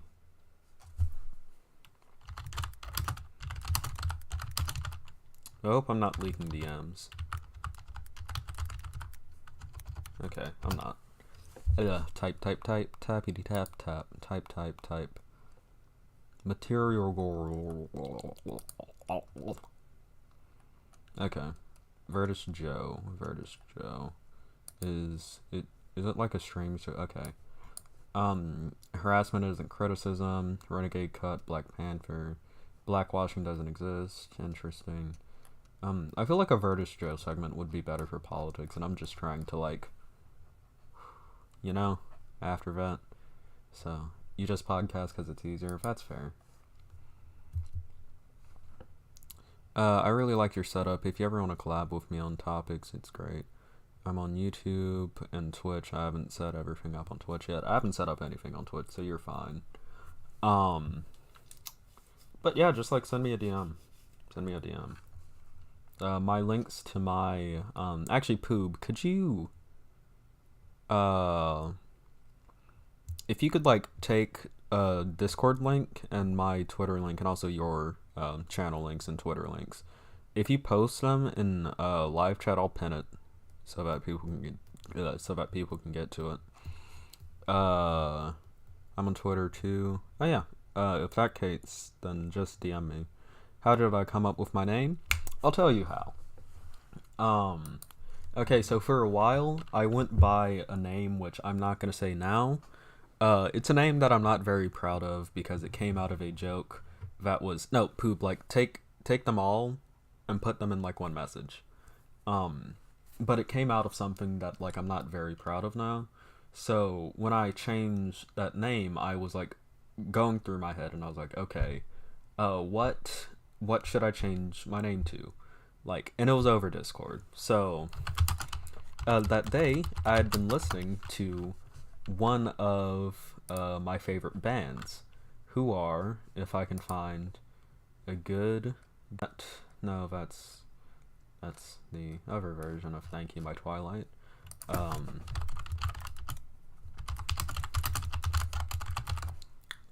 Thank you, my twilight.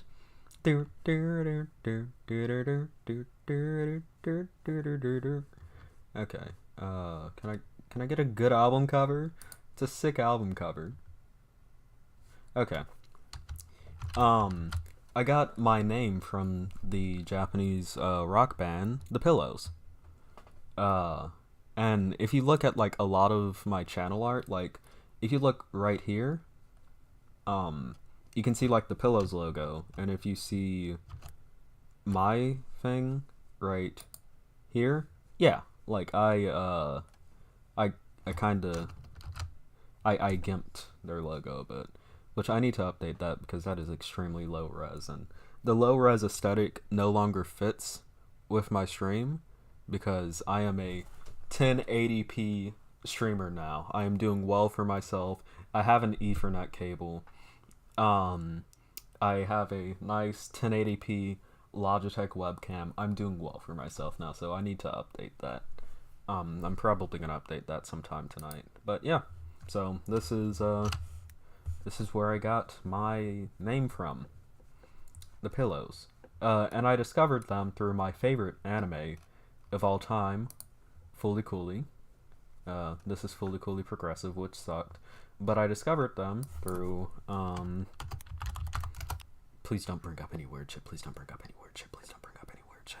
Okay. Yeah, I discovered them through Fully Cooley, which is my favorite anime of all time. There are only 6 episodes. You can find all 6 on YouTube of the dub. Watch the dub. And if you actually want to see something really cool about Fully Cooley, hold up. Like, if you want to see something, like, really cool about Fully Cooley, relating to, like, other, like, content creators, there is a character in Fully Cooley who you all, if you watch Leftist content, most certainly recognize, but probably don't realize that you recognize them.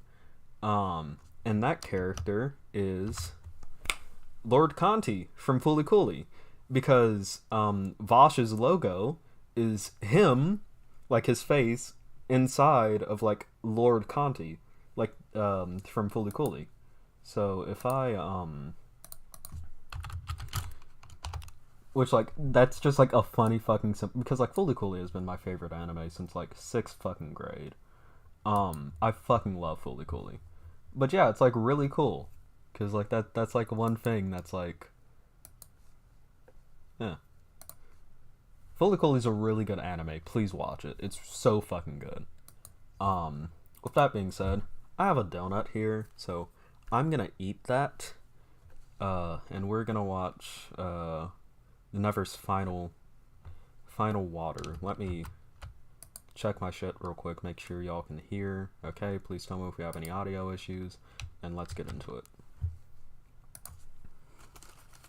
For the past 9 years, on the oldest Anarchy server in Minecraft, there's been a secret hidden deep underground in the Nether, something that, by all means, should not exist in vanilla Minecraft. For the past 9 years, on the oldest Anarchy server in Minecraft, there has been a secret hidden deep underground in the Nether. I wouldn't know. I haven't watched something that, by all means, should not exist in vanilla Minecraft. A water source, the last of its kind, placed on the server illegally in 2012. Its existence was only known by a select few. While other water sources have been discovered and destroyed over the years, there were plans to use this one specifically to completely change 2B2T's nether dimension. But recently, it has finally fallen. One of the players that had been protecting it for many years ended up making the coordinates public. Why would someone trying to keep the water safe end up leaking it? Well, once you hear the entire story, you might actually agree with their actions. Today, we'll be discussing the origin of the very last nether water source on 2B2T. We'll explain where it came from, how it was rediscovered after many years, the methods players used to protect it, and how it would eventually meet its tragic demise. Now, before we dive in today, I'd like to thank Honey for and Honey and all in the pair did the last MC. Now then, let's get started. So where did the last water source come from? Well, much like other ones we've covered in the past, the earliest record of players placing them was 2012. Anyone that had backdoor access to the server was able to give themselves water source blocks directly, bypassing the need for a bucket and preventing the water from evaporating. Some notable players to use this method were Pop Bob, Police Mike, and Harblax, among a few others. The creator of this specific source, though, is unknown, but whoever it was definitely trying to keep it a secret. They put it deep underground and completely covered it with netherrack. It was surrounded on all sides by lava, making it harder to see by using X-ray. This technique... I'll be right back. I gotta go get more water.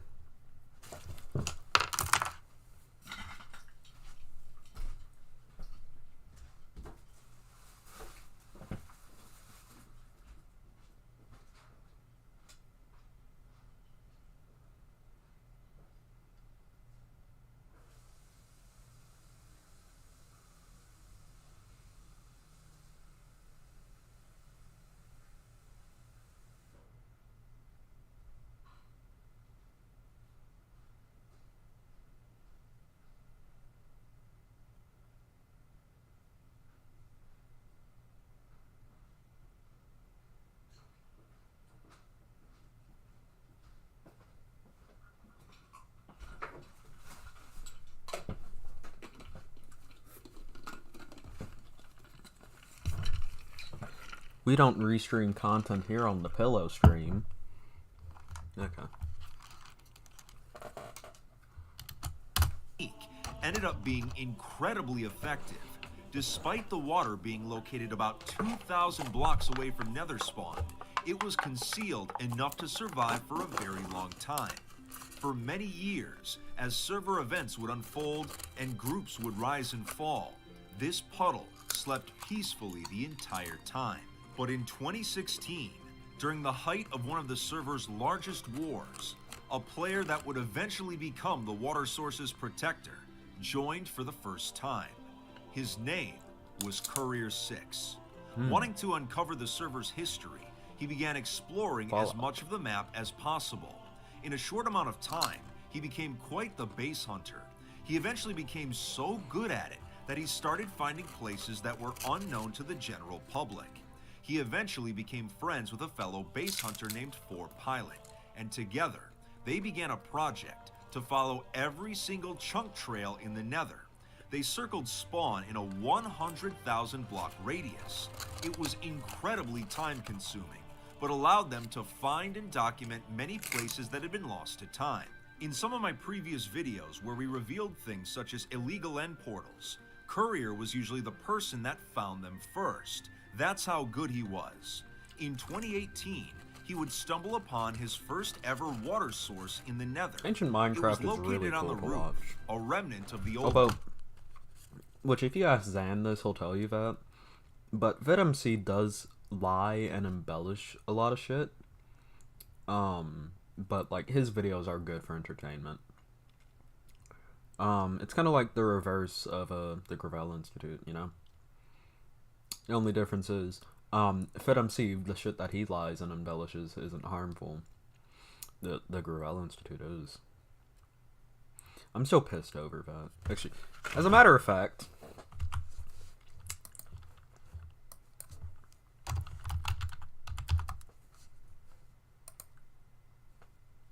fuck y'all. Fuck all y'all. Fuck the Gravel Institute. Fuck them. Okay. Fuck them. Days.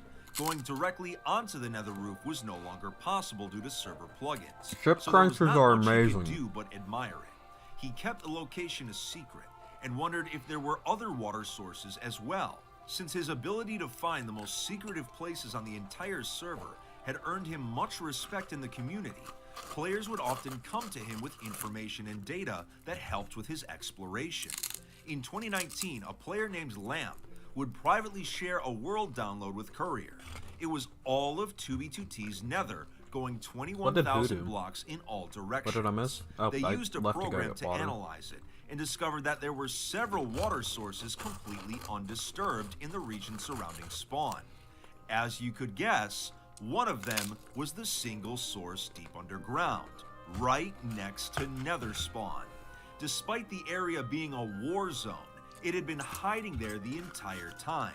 Courier and his associates decided they would keep the locations a secret for as long as possible, since they could not be replaced if destroyed. They also wanted to use one of them to eventually flood Nether spawn with a giant cube, as once the server updated, water mechanics would allow them to do this with just a single source. In a way, they had become the guardians of Nether water on 2b2t, but their job was about to get a lot harder.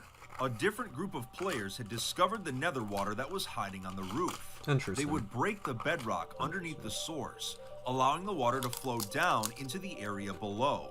Using a large aqueduct system, they would go on to found the base Wasriga Hole, a German phrase which translates to watery hell.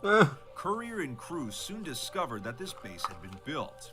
They were upset that these builders had made it blatantly obvious there was water above, as that particular source would have been very useful for flooding Nether spawn due to its elevation. Anyone stumbling upon the base would now be more likely to find the spring and grief it. So they came up with an ingenious plan. They themselves would grief the base, turning it into a massive lava cast. By using exploits, they would place lava and cobblestone on the Nether roof to make it seem like the water was destroyed, but it was actually completely safe underneath the rubble. Then, in order to make peace with their victims, Courier would give them coordinates to a different area of the Nether with multiple water sources that they could build at instead. So in a way, by griefing this they base, got something better. They had successfully protected the water source from actual destruction, while offering a solution to the players they had griefed. That's good. Not a bad outcome overall, but sadly, this master plan was in vain. For not long after, the server's admin, Housemaster, would use a plugin to clear all illegally placed blocks on the Nether roof. This was done in an effort to replace broken bedrock, as well as keep the server as vanilla as possible. But in the process, much history was destroyed. Ah, damn it. God damn it, Bobby. Wait, no, that's Cleveland. God damn it. God damn it, Bobby. No, damn it. I can't do my Hank Hill. I lost my Hank Hill. Hold up. God damn it, Bobby. Wait. God damn it, Bobby. No. I need to practice. Okay, I need to practice that. Their roof water was now gone, and they had already given up one of their better water sources to the players they had griefed. So now, they turned their focus to that small puddle of water, still sleeping deep underground. This would become their backup for the Nether flooding project. It wouldn't be as easy to transport as the roof water, but it could still be done through various means once the server updated. From 2020 through 2021, water sources in the Nether slowly began to fall. The builders of Wasriga Hole had completed their sequel base, Wasriga Hole 2, at the coordinates Courier had provided them. It had a very similar feel to the first one, but with the water being less blatantly featured. However, it would eventually be found by a random explorer, and then destroyed. This time, the water sources did not survive, so they were no longer usable for any future projects. All remaining water was kept as secret as possible, but this wouldn't last forever. As world downloads of 2b2t's Nether became more available, water sources had become easier for the general public to track down, if they were looking for them. The server's update to the modern versions, which could have saved the Nether water sources, continued to get pushed back. Eventually, all that was left was this single underground source. Its existence had become sort of an open secret, but October of 2021 would... Okay. Gonna toss my trash. Indeed. I am.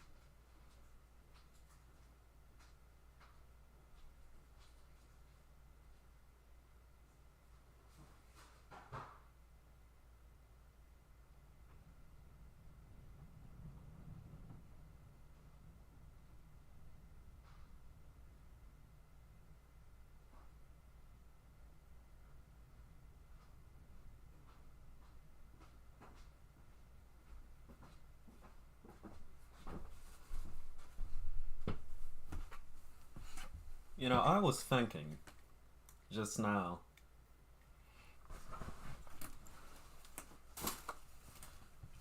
What if I like bought another pillow? And I like dressed it up. Like I put clothes on it. And then I got like another set of glasses like these. And like anytime I get off stream, instead of like having to set up a new pillow, I can just place that down. I think that would be funny.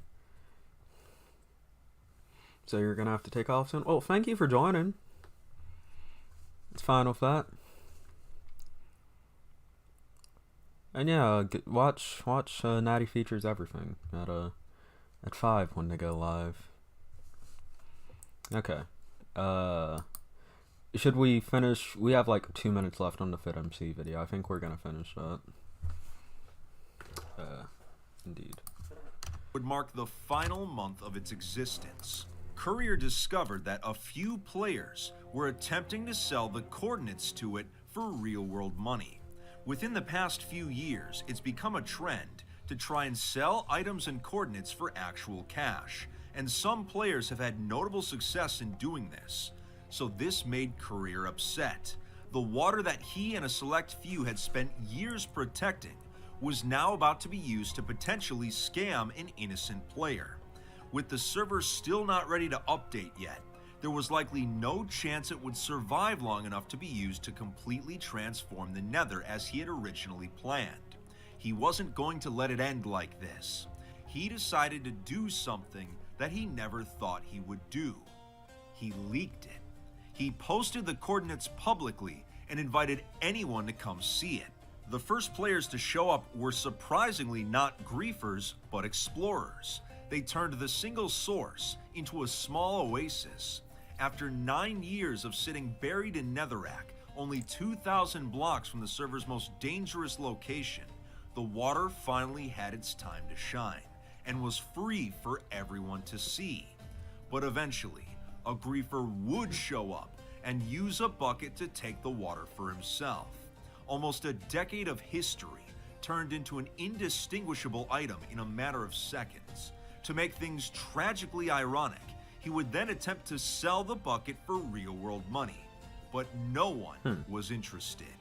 All he was left with was a useless pail of H2O. And thus, the era of water in the Nether was seemingly brought to its end. This was the last publicly known water source. While it's possible there could be others out there, as time goes on, it becomes increasingly unlikely. Okay. But I would love to... Okay. I think that was a pretty good video. Now, chat, we can do... Oh, fuck. Okay. Actually, instead of doing the NeoConfed segment, I have a better segment. I actually have a better segment. Because I really did, like, I was looking back through the Neo-Confederate shit. It was really fucking dry. Like, it was literally just me, like, looking at, like, a Neo-Confederate that was, like, standing fucking Nathan Bedford Forrest, and me, like, just ratioing the fuck out of the guy because it's a fucking Neo-Confederate on Twitter. So I could do the Neo-Confederate, or I could do, if I can find the tweet, find the tweet.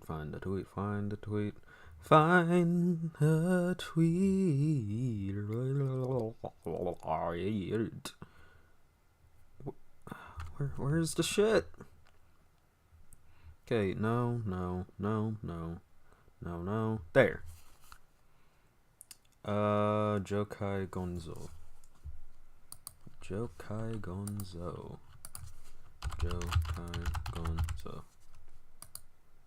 Okay. Did I accidentally push my... Let me... Okay. That's good. That's good. Oh, it's a Nerf gun. Well, yeah, Poob Poop is not old enough to own guns.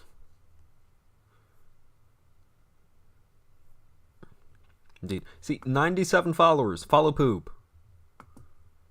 Also, based unironed fucking flag. That is our culture right there. The fucking unironed flag. That is our culture. Come and take it. Indeed. That is strong. Queer strong. Oh, Vosh is doing his Warwatch stream. I might join that. That's fine. I understand that. I was probably, coming up soon after this next segment, I was going to text some friends and stream Overwatch with them. Although, if that falls through, I'm gonna be in Vosh's Warwatch stream because, like,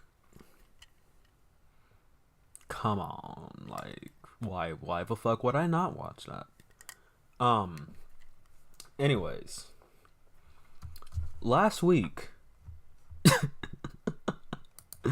okay, from at Joe Kai Gonzo. And what did the tweet say? I could probably just copy paste this into Discord.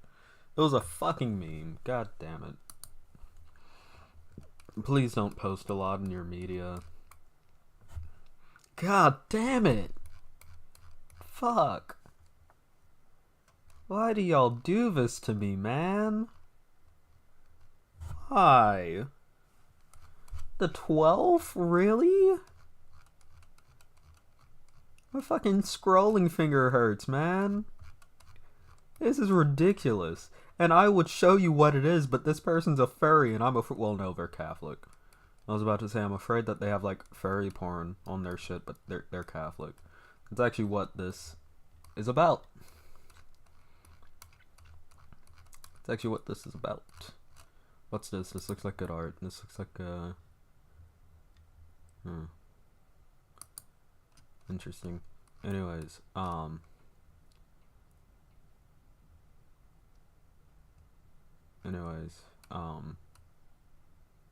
okay.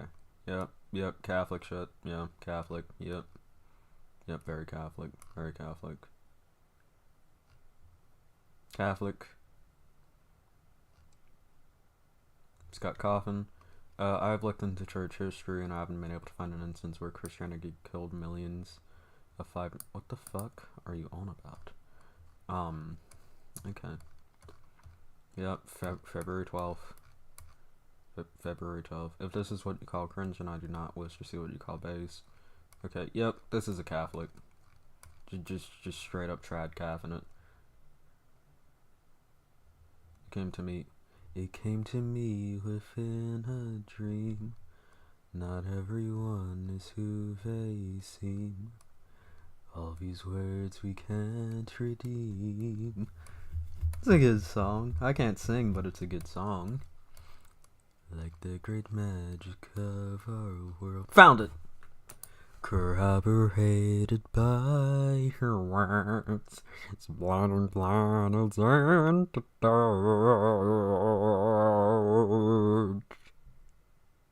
Okay.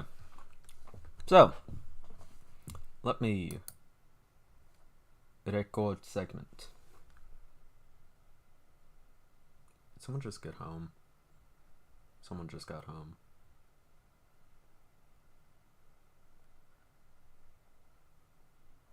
It's probably father. I'll be right back. I must greet.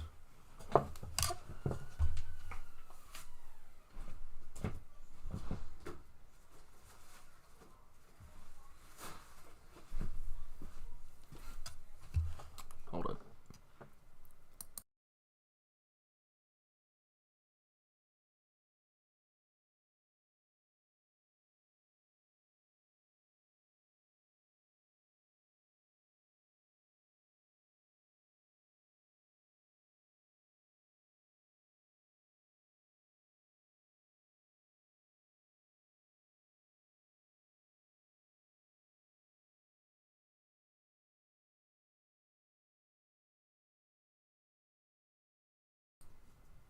Segment cancelled.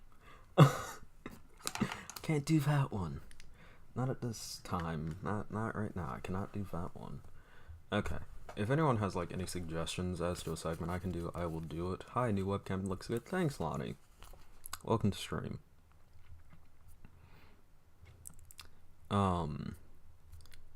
Yeah, no, if anyone has any suggestions as to like any segment I can do, any new segment I can do, then I am more of an wait.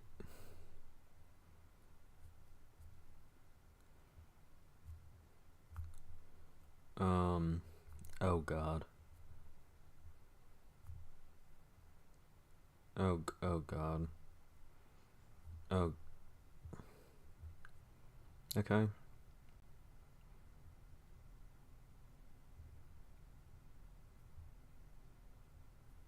Oh god.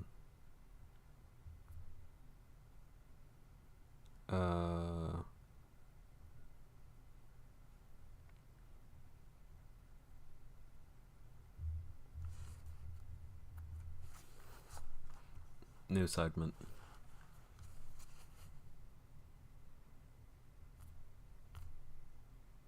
You're going to send the VOD in 2 parts because it's so long, so I can edit it out without waiting for hours for the download.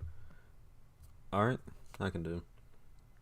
I mean, I'm not going to send you the whole stream VOD. I like record individual segments and then I upload it up. Shane Dawson. Oh, fuck. Really?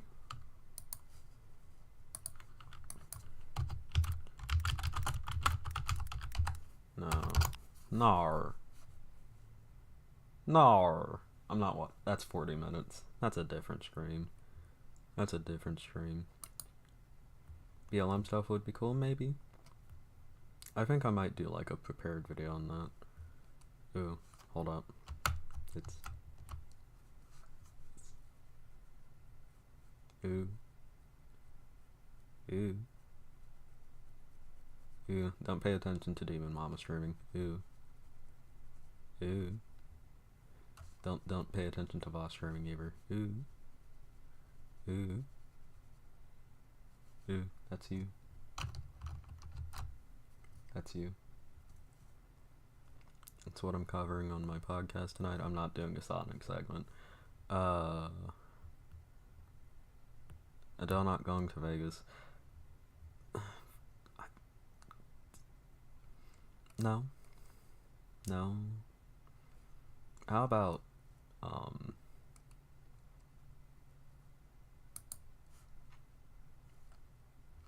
crap. I mean, I have segments I could do, but there's nothing, and I don't want to do a Jubilee. I want to do something like tiny. I want to keep streaming. You know, how about I just like go ahead and like DM my friends and see if they want to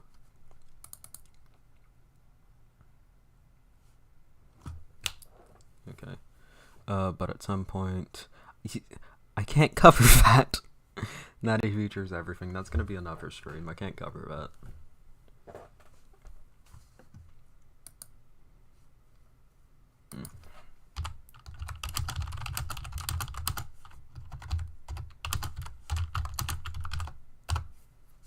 Tippity tappity.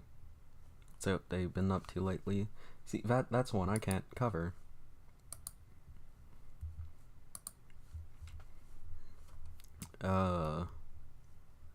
Honestly, I might be able to do a actually, yeah, let me see.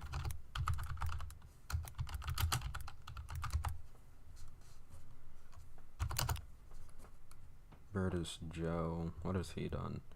I think conventions, I was about to say, why Vertus Joe's racist and wrong about blackwashing.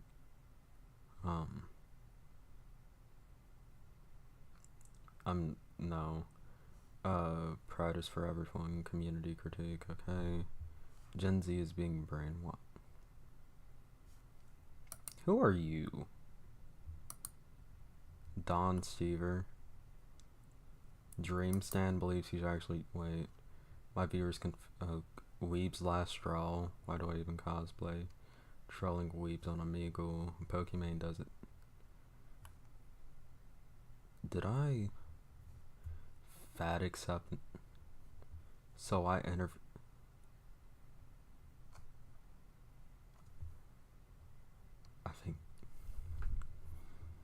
I think I just came upon a content gold mine.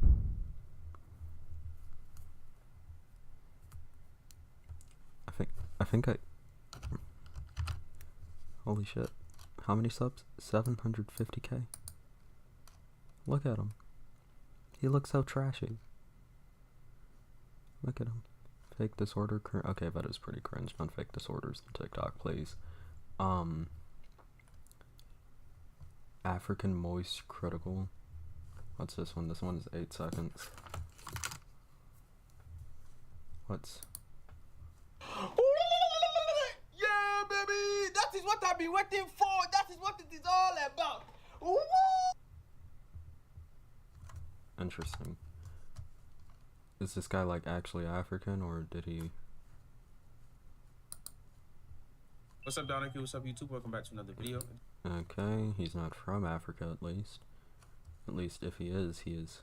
Okay, 10,000. Should I? Gen Z is being brainwashed. Gen Z is delusional.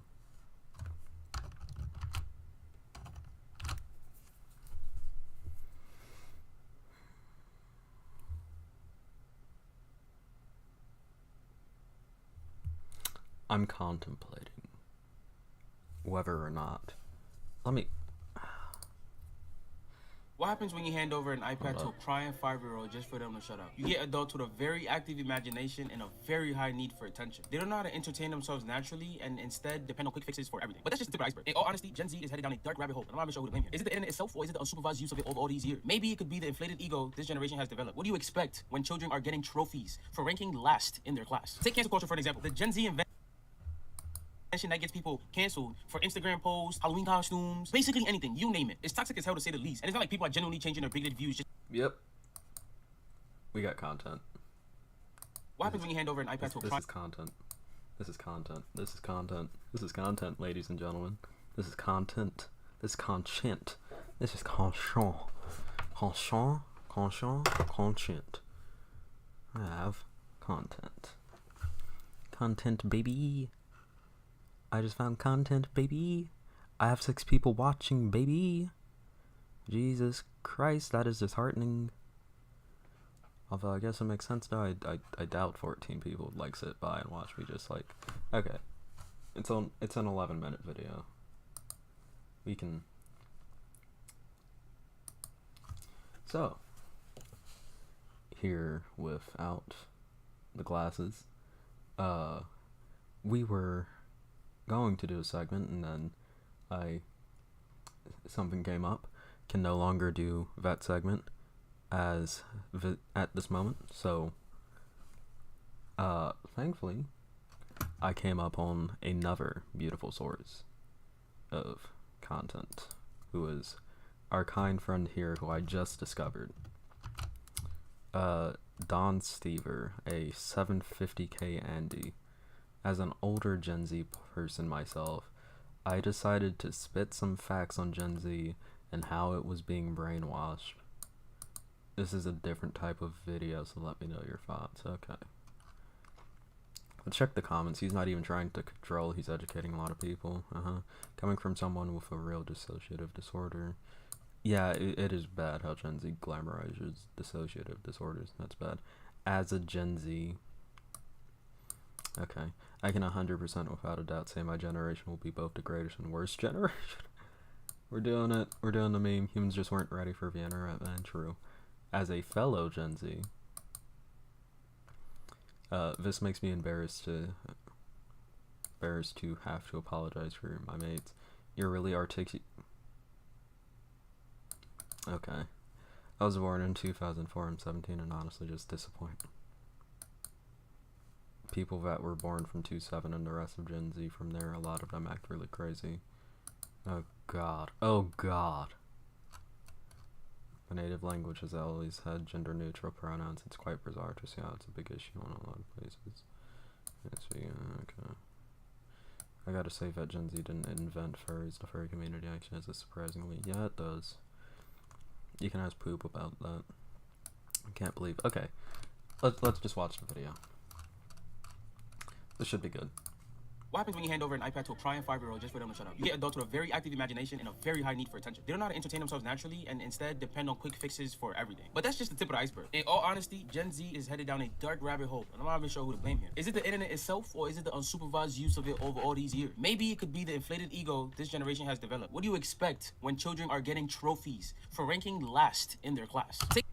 See, that immediately puts me into this mindset. This isn't gonna be all that good or conducive to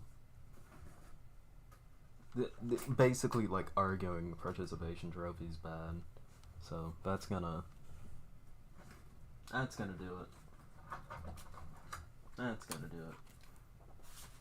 I think that pretty much sets the mood for whatever else we're gonna be doing in this video. Take cancel culture for an example. The Gen Z invention that gets people canceled for Instagram posts, Halloween costumes.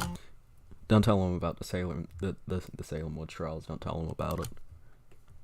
Basically anything, you name it. It's toxic as hell to say the least. And it's not like people are genuinely changing their bigoted views just because a group of opinionated teachers are keeping a close check on their 10-year-old tweets. And yes, that actually happens. This has led to many people feeling opinionated teachers are keeping a close check on their 10-year-old tweets. And yes, that actually forcing Black Teen Vogue editor to resign over teen tweets. Yeah, that's best up. That's really messed up. This has led to many people feeling an increasing need to censor themselves unnecessarily. The one platform we could resort to at the end of the day isn't really all that safe anymore. What's the point of being on social media if you can't even voice your true opinions out in fear that a group of people might take offense to it? Or worse. Why are they taking offense to it? That's the question.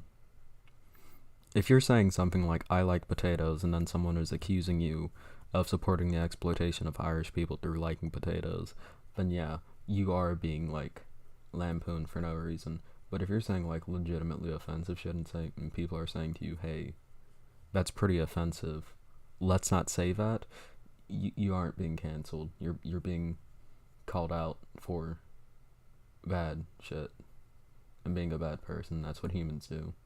We are a social species. If you're a bad person, we will call you out for being a bad person, because that's what social species do. It helps ensure that the species can continue without fucking killing each other.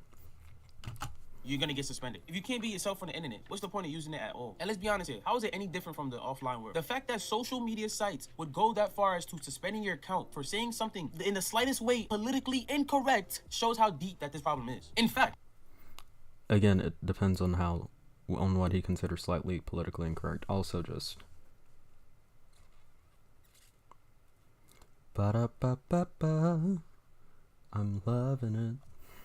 Did you know that Instagram now has pronouns? A built-in feature for pronouns you can use in your bio. So it's different now. You don't gotta just type it in and put, oh, I'm she here. They give you the option to select your pronouns to put it in your bio. And while we're on the topic of pronouns, don't even get me started on the widespread. Oh god. Oh god. I think I might have to do like a segment on this on a different day. Oh god. He's doing the meme. He's doing the meme. Oh wait, I'm sorry. Let me see. Don Stever is doing the meme. Our kind friend Don Stever is doing the meme where Don Stever claims that pronouns are not good. I don't know why Don Stever is doing this. Due to this fact, I'm going to refer to Don Stever by Don Stever, since very clearly Don Stever does not have any pronouns. Did you know that Instagram now has pronouns? A built-in feature for pronouns you can use in your bio. So it's different now. You don't gotta just type it in and put, oh, I'm she here. They give you the option to select your pronouns to put it in your bio. And while we're on the topic of pronouns, don't even get me started on the widespread use of gender-neutral language. And how that's changed everything about the way we knew about sex and human biology.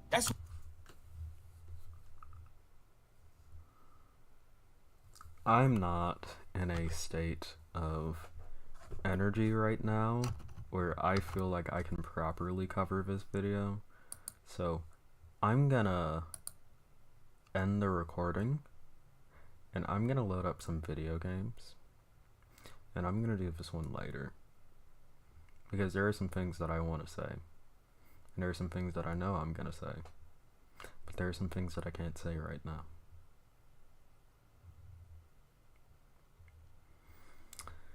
With that established, I'm gonna see if my friends want to play Overwatch now.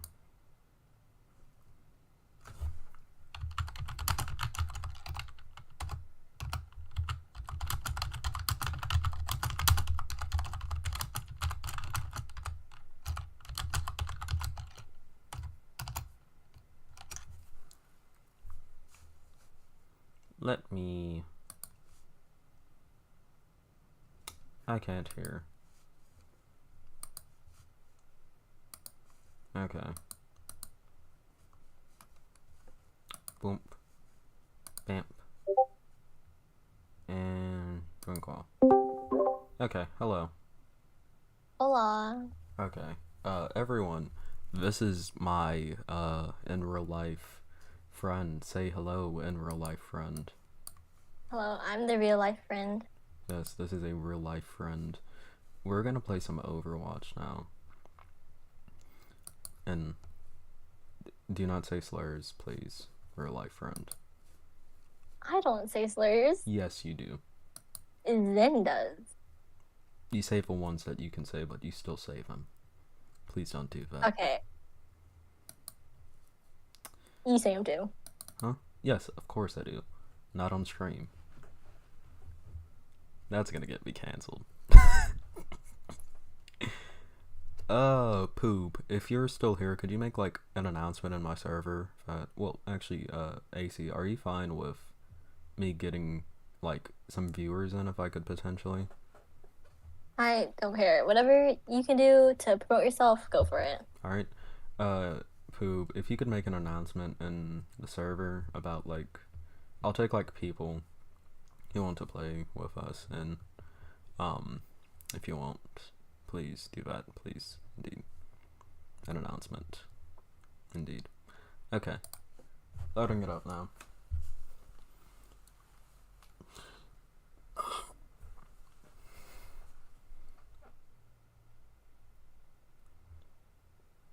Clip. Oh god.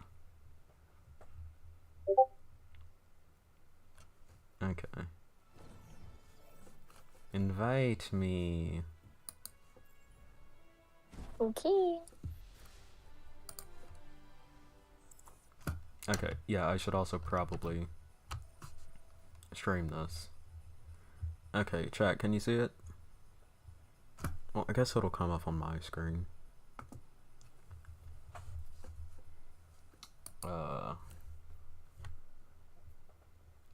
I had like 17 viewers earlier, and now I have 6. You might be able to join. DM me on Twitter. I mean, Discord. I'm holding 60 frames while streaming at 1080p. That's not bad. Okay, so we can see it. Okay, let's play. You Okay, you want me to start without Zen? Because Zen isn't on, so. Yeah. I'm gonna queue into tank. Play some diver. Some diver. You're gonna go? Alright. Bro, how? I don't know.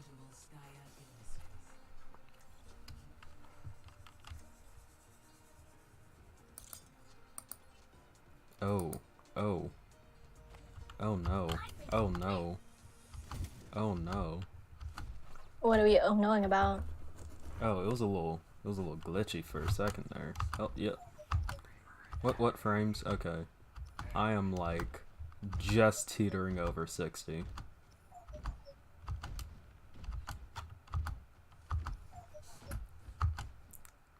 $60 frames is better than no frames.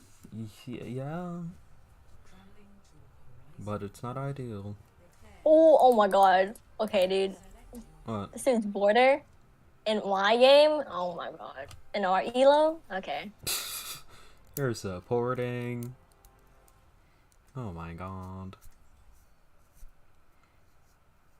And he plays Sombra. How can you hold 60 FPS while streaming? I have an Ethernet cable. Get one. Get one. You see, I like how you aren't getting on me for saying Ethernet today, but like 2 days ago you did. It's very... No, it's because you said Ethernet. It's... Ethernet. No one pronounces Ethernet as Ethernet. You Ethernet. you said Ethernet. Well, fuck you. It's Ethernet then. It's not. Ethernet.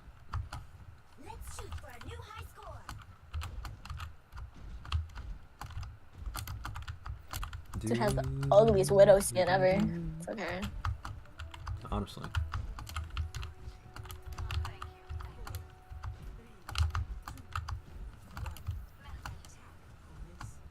Ayo. Oh, They got that he's nasty stupid. little He's stupid. shield He's clone. dumb. Whoa, okay, okay. Okay, Their team our wasn't Samba is bad. actually in there, dude. Exactly. Krakow, she is cracked. You're by yourself? Question Not for long. mark? Okay, dude. A widow is getting her ass eaten. She can't get a pick either. It's crazy. Okay. Should I rush Ryan? Oh, there it is. Okay. I'm going airlock. Okay.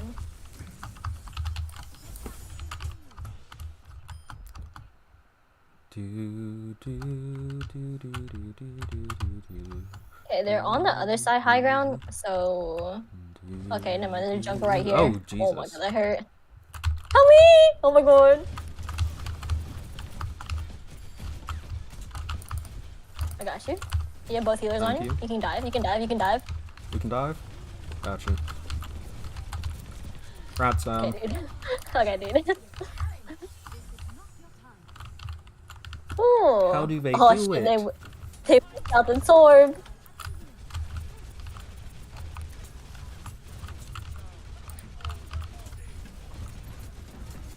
Okay, dude. Okay, maybe Oh, fighting. shit. I need. Oh, they're Oh god, I'm down. Okay. Knock down, knock down, knock down. Oh, my booty buns. They're in them. Oh my god. Okay. Let's go, baby diva. Let's go. Oh, okay. Oh my god. That would have been so tilted if that charge actually hit me. I would have Yep, tilted. that hurts. Okay, well, nice res. I mean, Thank you. Oh, I we thought need you to get rezzed this me. torb shit. We need to get this torb shit out. Please and thank you. Fuck. Okay, never mind. We're throwing because we just used two sporals. Literally, how is my mech being burned? I wasn't even stepping on it. It's like a if you step on it like once, so it's like a continuous burn. Maybe.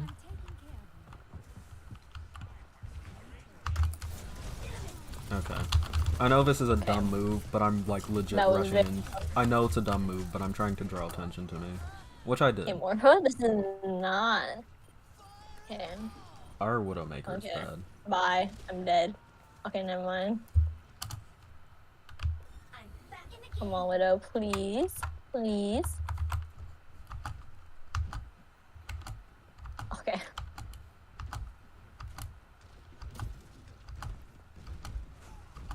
I think after Wait, there's this one, Sombra I'm trying to go for gonna- EP, I'm gonna nuke and then my Stone. shit will have it. She better not be going for EP. I'm coming in on I Torb. know. Okay, well, no one's there On again. point. Yep. Boost out. Okay, well, yeah. Get Help up. me! Okay. Now that's how you do it. That's how you do it.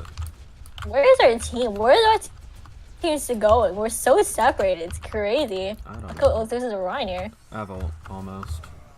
Can Whatever. I Z? Oh, never mind. I can't say Can I that. Z? Hey, yo, this is your six man? Sick man? Sick man? Honestly. Okay, that hurts. Okay, if we can all bait them into like the dead center, I can hit them.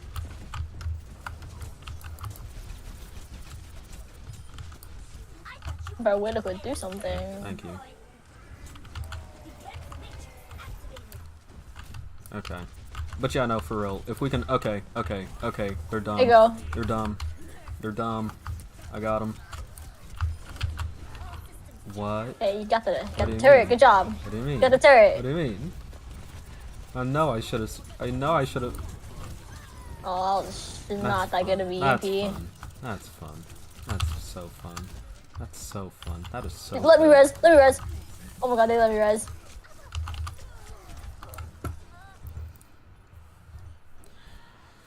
Okay, what's my viewership at now? Okay, I think If I drop to like we 300, might- then I am at 4 viewers.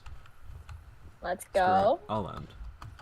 I mean, I was pulling like 17, 18 earlier, so I'll just like end. Plus, like my VODs get more views afterwards.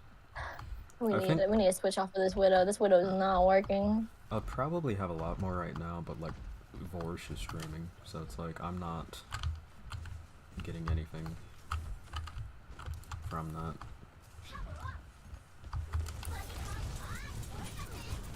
Okay. Okay. Okay, bye. Yep. Literally, what is our Widowmaker doing? She's bad. She's bad. Okay. We need to switch off a widow. It's not working. Second point. Exactly. Oh my god, not the Sombra switching now. Sombra is fine. I think. What's a good? Get off me! I'm gonna Get go off me! ball. Get off me! I have never played ball on PC, but I know ball is good for this, so I'll fucking figure out ball. Hey, bye, Mora.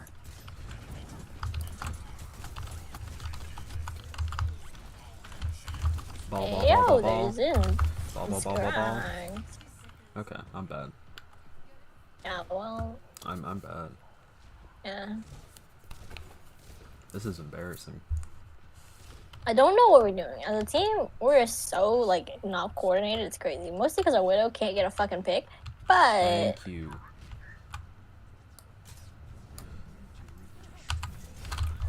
Okay, you should have slammed right there, but okay. I should have, but I pressed the wrong button. I accidentally shielded. You're dead. Slamming. I'm dead. I'm free, so free. You're feeding, but it's okay. It's literal dog water is what I'm doing. Literal dog water.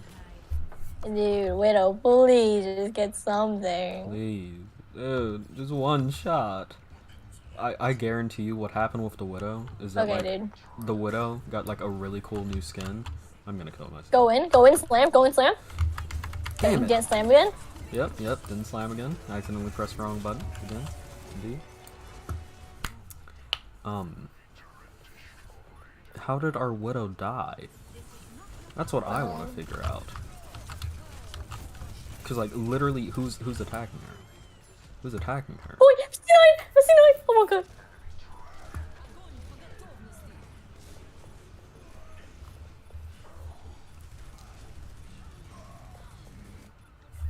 Fucking turret is eating my ass. Okay, well. C9! Oh my god. Yeah, I got a loot box. Yeah, worth. Huh? All long as you get the box up, it's worth, alright? Yeah. Okay. 1 second, Unkios, I need to, Okay. I must give my outro. Thank you. Okay, to everyone who watched this just absolutely glorious stream, thank you for tuning in. Links as always to my shit in the description. Watch my video, subscribe, yada yada yada. Thank you for watching. I've been a pillow, and I am out.